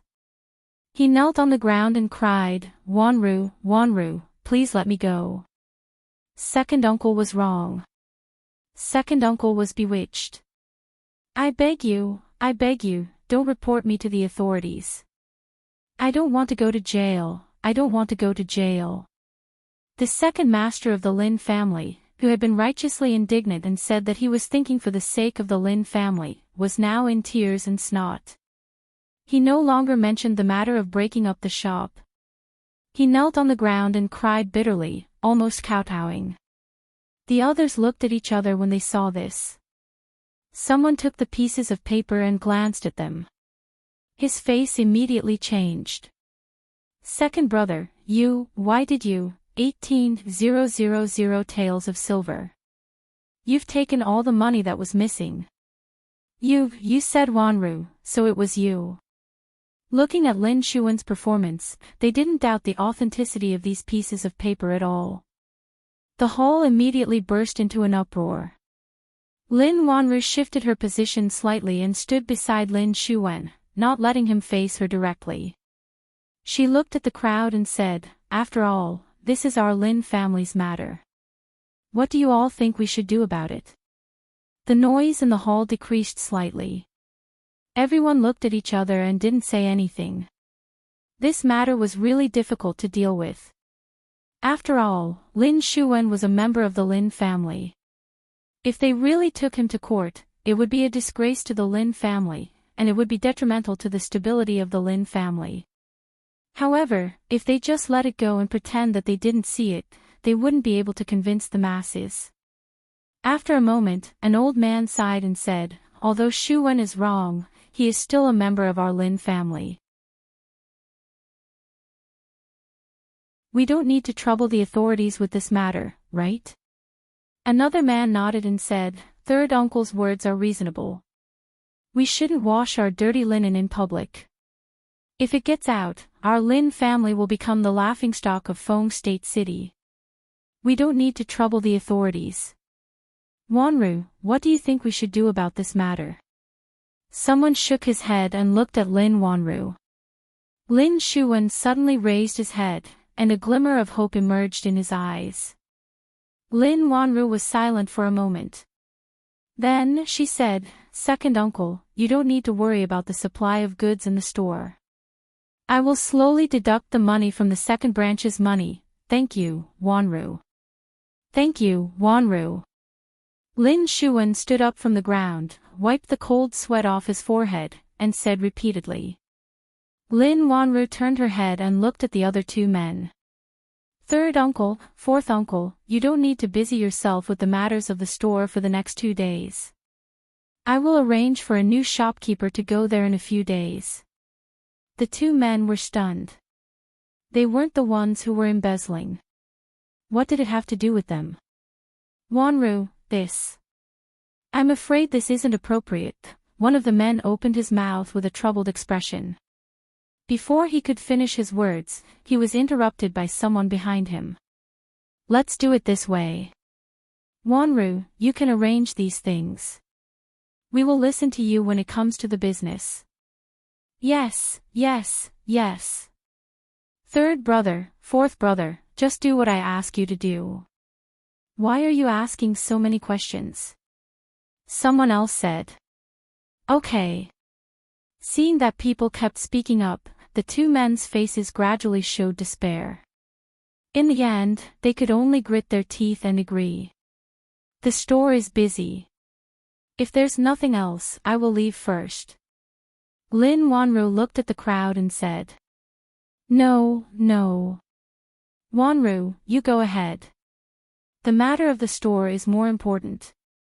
It's fine here. Remember to inform the authorities and say that it's a misunderstanding." When the crowd heard this, they all spoke up. If it wasn't necessary, they wouldn't want to stay with her. Even if she stood there without saying a word, she would give them an invisible layer of pressure. Today was clearly a drama of the second branch forcing the Lin family to abdicate. In the end, the second, third, and fourth branches suffered a double loss. They had completely lost their business with the Lin family. Delegating power had turned into taking it back. In the future, her words in the Lin family would only have more weight. Watching her leave, then looking at Lin Shuwen who was covered in cold sweat, many people secretly shook their heads.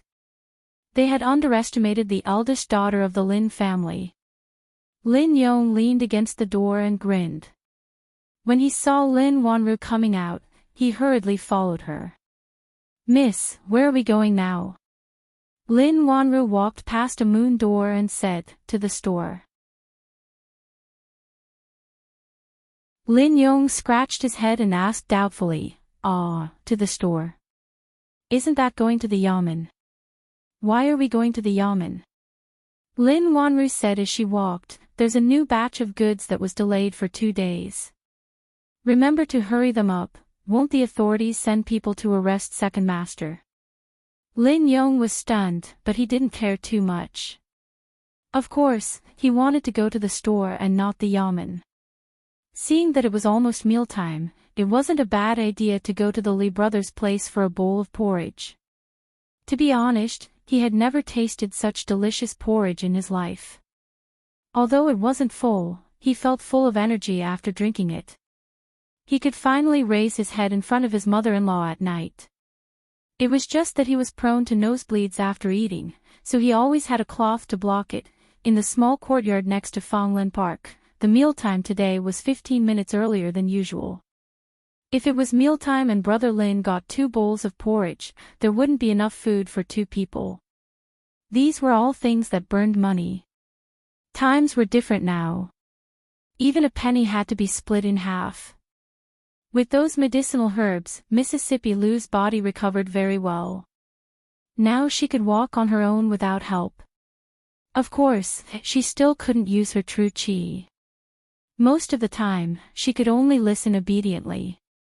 Li Yi could do whatever he wanted for the time being and didn't have to worry about her revenge. However, he had to think of another way to earn more money. This time, he couldn't find a jade pendant that was worth 1,000 taels of silver. Just as he was worrying, there was a knock on the door. Lin Yong didn't have the habit of knocking on the door. Li Yi looked up at Lin Wanru and asked, "Has the matter of the account been settled?" After all, he had received so much kindness from the girl. If he could do something for her, it would be a way to repay the favor. "It's settled." Lin Wanru nodded and said, "Thank you this time." If it weren't for those pieces of paper, the matter this time would actually be a little troublesome. She had never doubted that there would be so many problems with the accounts that had been checked. This time, the scholar that she picked up really gave her a big surprise. Li Yi waved his hand and said, "You're welcome. This is the duty of an accountant." A rare smile appeared on Lin Wanru's face.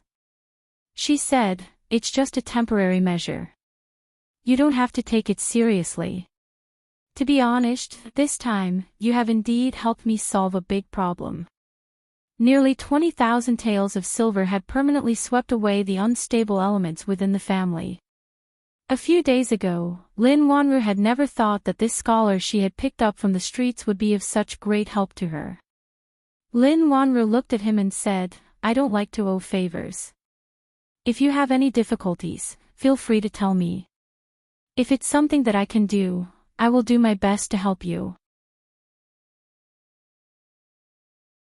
Li Yi looked at her and asked, "Do you really have to thank me?"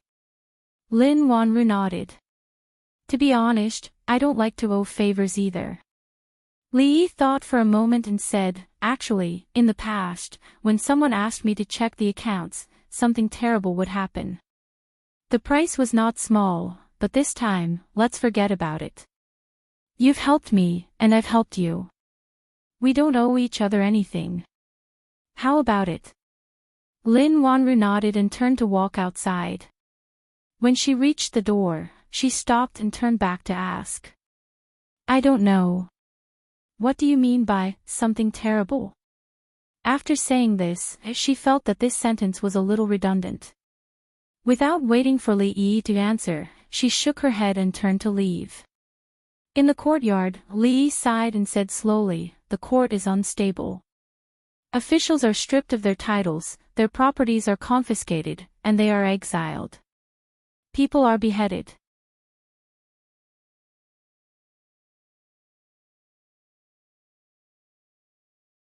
Chapter 673. Confiscation, banishment, beheading, Lin Wanru murmured as she walked back to the shop. Then, she shook her head and walked into the shop. When the man called Lin Yong saw her, he immediately walked over and said with a smile, "Miss, we really made the right decision to buy this horse this time. Many people have come to see it these past few days. There's a lot more business every day than before." Colored glaze was a treasure among treasures. It was rare to see it, even in a jewelry store, let alone such a large horse stepping on a swallow. These days, the flow of customers in Fonglin Garden had greatly increased. Although many people came to see the colored glaze and gain knowledge, it was indeed a great boost to the business of the shop. Lin Yong looked at the colored glaze with his eyes shining. He said, "Many people came to inquire about the price of this treasure, but I refused them all. This is the most precious treasure of our Fonglin garden. I won't sell it no matter how much money you offer." In a small courtyard next to Fragrant Forest Park, Li Yi was fanning the fire with a small fan in his hand. He had wanted to remind Miss Lin to sell off the flying swallow grass while it was still possible. If some ill-intentioned person came to the kingdom of Qi and tried to sell it off as soon as possible, this thing would be ruined. However, after being disturbed by her just now, he completely forgot about this matter. He could only think about it next time. Mississippi Lu had been recuperating at home these days. She didn't go out at all. If she stayed for a long time, she might get sick. Therefore, he planned to go out with her at night. On the one hand, it was to relax. On the other hand, he could experience the nightlife of the people in the Qi kingdom. If it weren't for Mississippi Lu, he could also study the similarities and differences of the brothel culture between the Qi kingdom and the Jing kingdom. As an important political and military city, the curfew system in Fengzhou City was very strict.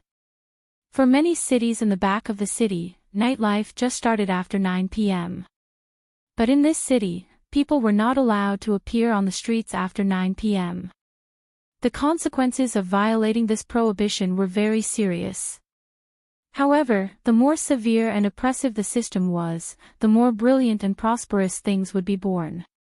The night market in the city, which was even busier than during the day, was a product of this. In less than 2 hours, the whole city was in a carnival. A narrow river flowed through the city. The surface of the river was sparkling. Pleasure boats passed through it. Pedestrians weaved along the riverbank. The hawkers along the street shouted their wares incessantly. The tea houses and taverns along the street were thriving. Sitting on a tall building by the water, he took a sip of wine and looked down at the women dancing gracefully with their sleeves fluttering in the wind. Li Yi sighed. How long had it been since he had been so carefree? This was just a city at the border of the Qi kingdom, but it gave people a feeling that it was more prosperous than the capital of the Jing kingdom. After coming to the Qi kingdom, Li Yi deeply felt that it was not without reason that the Jing kingdom had been suppressed by them for so many years. Putting down the wine cup, he casually slapped away Mississippi Lu's hand that was reaching for the wine pot. He glanced at her and said, "My body hasn't recovered yet. I don't know if I can drink. Just 1 cup." Mississippi Lu looked at him and said, "Not even 1 cup." Li Yi refused without hesitation. Mississippi Lu glared at him, but she did not insist. Li Yi looked at her with satisfaction. He felt a sense of accomplishment in his heart. Recently, Mississippi Lu had become more and more obedient. If she could maintain this attitude after she recovered, how wonderful would life be? Next up is Miss Ying. Young Master Zhao presents her with 100 taels of silver. Chen presents her with 300 taels of silver. Young Master Yang presents her with a poem. Young Master Qian presents her with 1,000 taels of silver. The voices that came from downstairs from time to time always interrupted his daydream. Li Yi looked discontentedly at the high platform below. At this moment, there was a new girl on the high platform. She was holding a pipa and playing it while performing difficult dance moves. It was very tempting. No wonder those young masters were giving her poems like crazy. In the blink of an eye, a few hundred taels of silver were already in her hands. All she had to do was twist her waist. Li Yi was very envious of her. If he had this kind of ability, he would not have to worry about money. Not long after the song ended, the duck-like voice called out again, "Miss Ying invites young Master Yang upstairs for a chat." There was a sudden uproar below. Many people had just given silver taels of silver, but this Miss Ying just had to invite young Master Yang who gave the poem upstairs. It seemed that the poem had moved Miss Ying. Some people were envious while others sighed. Wealth was easy to come by, but talent was hard to come by. These famous prostitutes in Phong province were proficient in music, chess, calligraphy, and painting. No matter which one of them, they could be crowned as a talented woman. Their daily contacts were all famous talents from all walks of life. They had never been interested in idiots who only knew how to throw money. "Why, are you moved?" Mississippi Lou glanced at Li Yi and asked casually when she saw him looking down with an envious face. Li Yi nodded and said, "Yes, 1,000 taels of silver, but it didn't even make a splash. It's such a pity. If you gave it to us, you would have enough medicine for next month." Mississippi Lou was startled, then she shook her head and said, "Medicinal herbs are just auxiliary, it's not necessary." That being said, the sooner Mississippi Lou recovered, the sooner they could go back. Li Yi sighed, "You can't stop taking medicine." Below the pavilion, the topic of the crowd had shifted from Miss Ying to another woman on the stage. At this moment, the woman who was dancing to the music was also a famous prostitute in Phong province. In terms of fame, she was no less than the former. A slightly chubby young man dressed like a scholar and holding a folding fan in his hand sighed and turned away from the crowd. "Hey, isn't this the rich young master who throws money away? There are still a lot of programs later. Why did he leave so early?" Young Master Ying threw money away, but he still couldn't win Miss Ying's heart. "What a pity, what a pity," several voices came from the front. The slightly chubby young man looked up and saw a group of young people coming over. His expression changed slightly. "I don't want to cause trouble today. Get out of the way," he said in a low voice. Then, he forcefully pushed the crowd aside and strode outside. "Humph, he's just a guy who stinks of money. Why is he pretending to be a scholar? Does he really think that holding a folding fan makes him a scholar? He even wants to attract Miss Ying's attention. He's just a toad lusting for swan meat. He's just an idiot. If it weren't for his rich father, I'm afraid he wouldn't even be able to enter this place." Hearing the mocking voices coming from behind, the young man's body trembled. His face turned pale, but his footsteps became faster. Bullsh *T scholar. So what if he can write a few poems? At the entrance of the pavilion, the slightly chubby young man stood by the side of the road. He clenched his fists and gritted his teeth. Although he said so, his face was full of unwillingness and helplessness. He looked back again and was ready to leave. "What's wrong? Are you unwilling?" At this moment, an abrupt voice suddenly came from the dark alley beside him. The voice was full of temptation. The young man suddenly turned his head and looked into the darkness. He asked vigilantly, "Who is it?"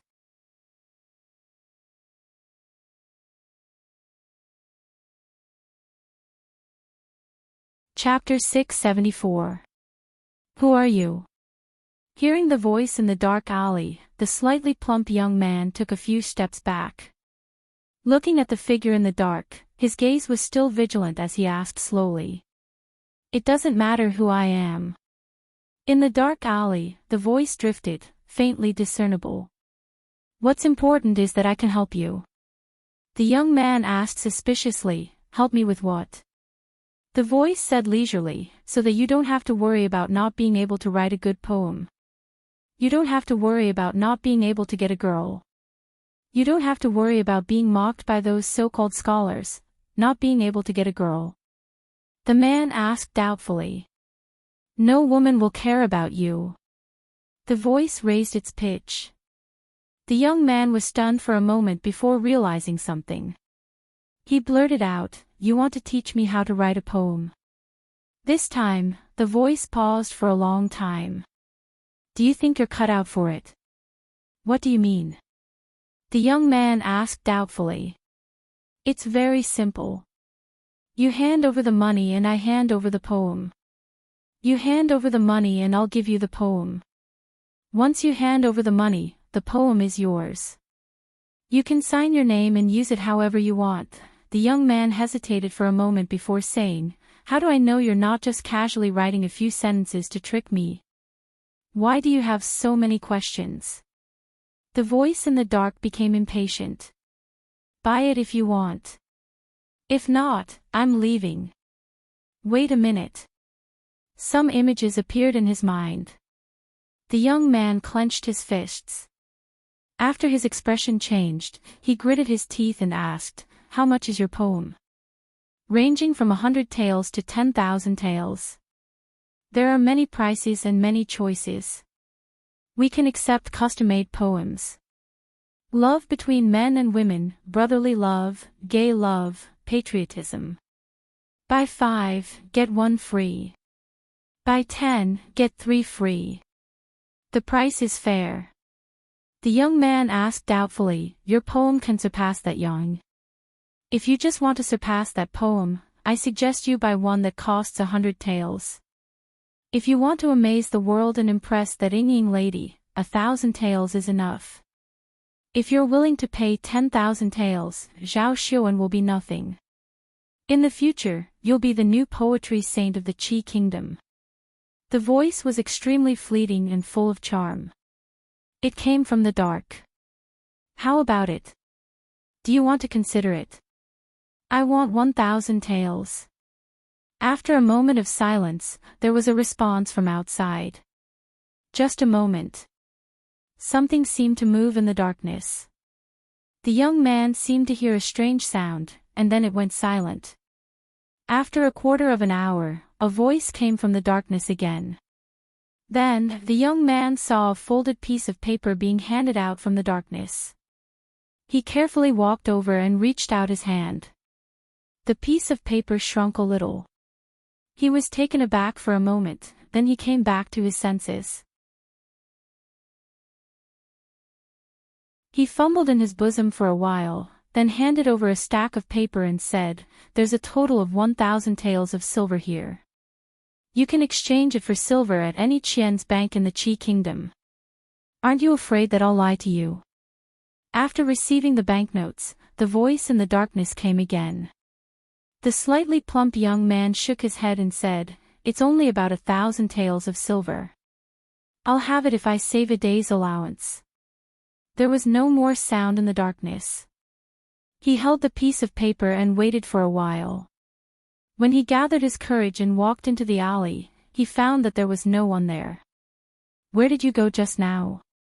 After Li Yi returned upstairs and sat down, Mississippi Lu glanced at him and asked, "I went downstairs to get some fresh air and bought some things." Li Yi put a bag of desserts on the table. He bought them from the shop where he borrowed pen and paper. They tasted pretty good. He had to admit that the guy just now was quite bold. He gave away 1,000 taels of silver without hesitation. Even when Li Yi was at his most prodigal, he didn't do this. He always gave 120,000 taels of silver to Mississippi Lu. He was a little thirsty after talking nonsense with that guy for a long time. The alcohol content here wasn't high, so it could be used as a drink to quench his thirst. Li Yi picked up the wine pot. Not a drop of wine was poured out. He looked at Mississippi Lu and gradually narrowed his eyes.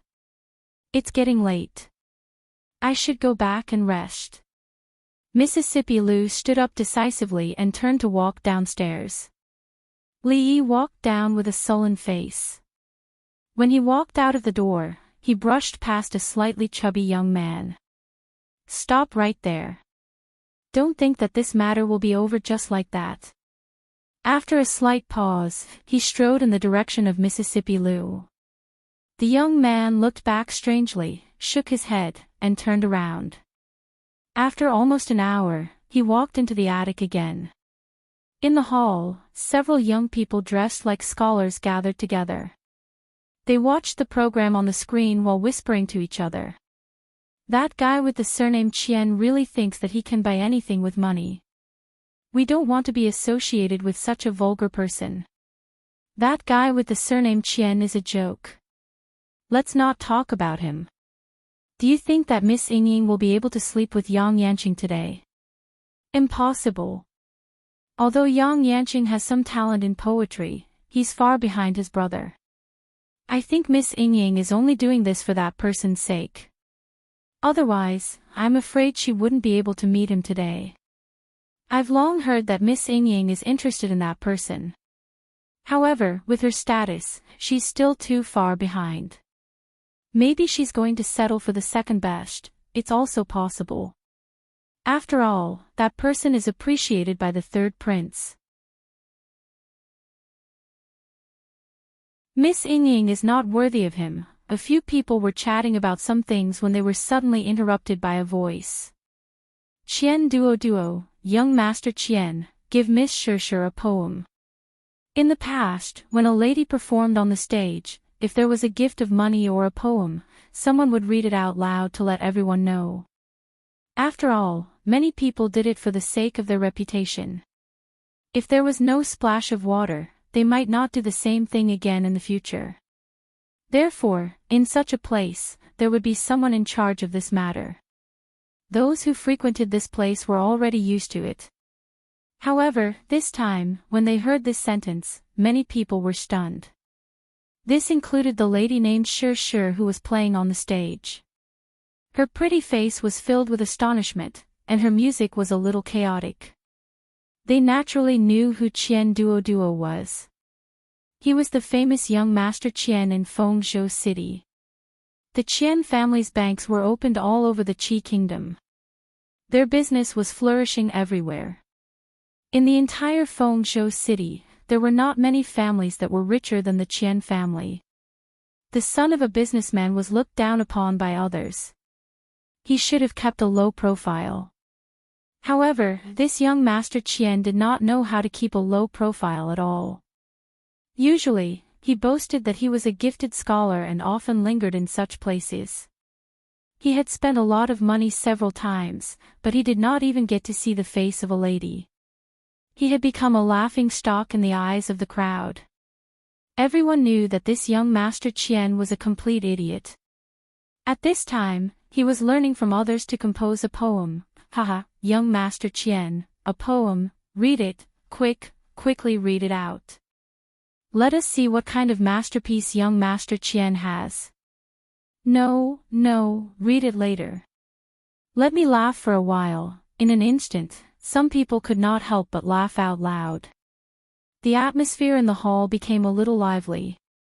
In their eyes, young Master Qian knew how to compose a poem. It was no different from a rooster laying eggs or an iron tree blooming. It was simply a fantasy. At this moment, the crowd only treated it as a joke. Hearing the various voices around him, Qian Duo's expression changed. He pretended to be indifferent, but his fists in his sleeves were already tightly clenched. He had read the poem just now. Although he could not see anything special about it, it was quite smooth to read. There was one word that he did not know. He only found out after asking someone. It should be better than that surnamed Yang, right? In the corner, there was a person holding a piece of paper in his hand. Under the urging of the crowd, he read it out loud. Kai Xiu attentively held the jade bell. That year, she fought to be drunk and blushed. Dancing low in the willow house under the moon, she sang the wind at the bottom of the peach blossom fan. After parting, I remembered our meeting. How many times did my soul dream with you? Tonight, with only the silver lamp shining, I fear that our meeting is a dream. Those who could linger in this kind of place were mostly scholars.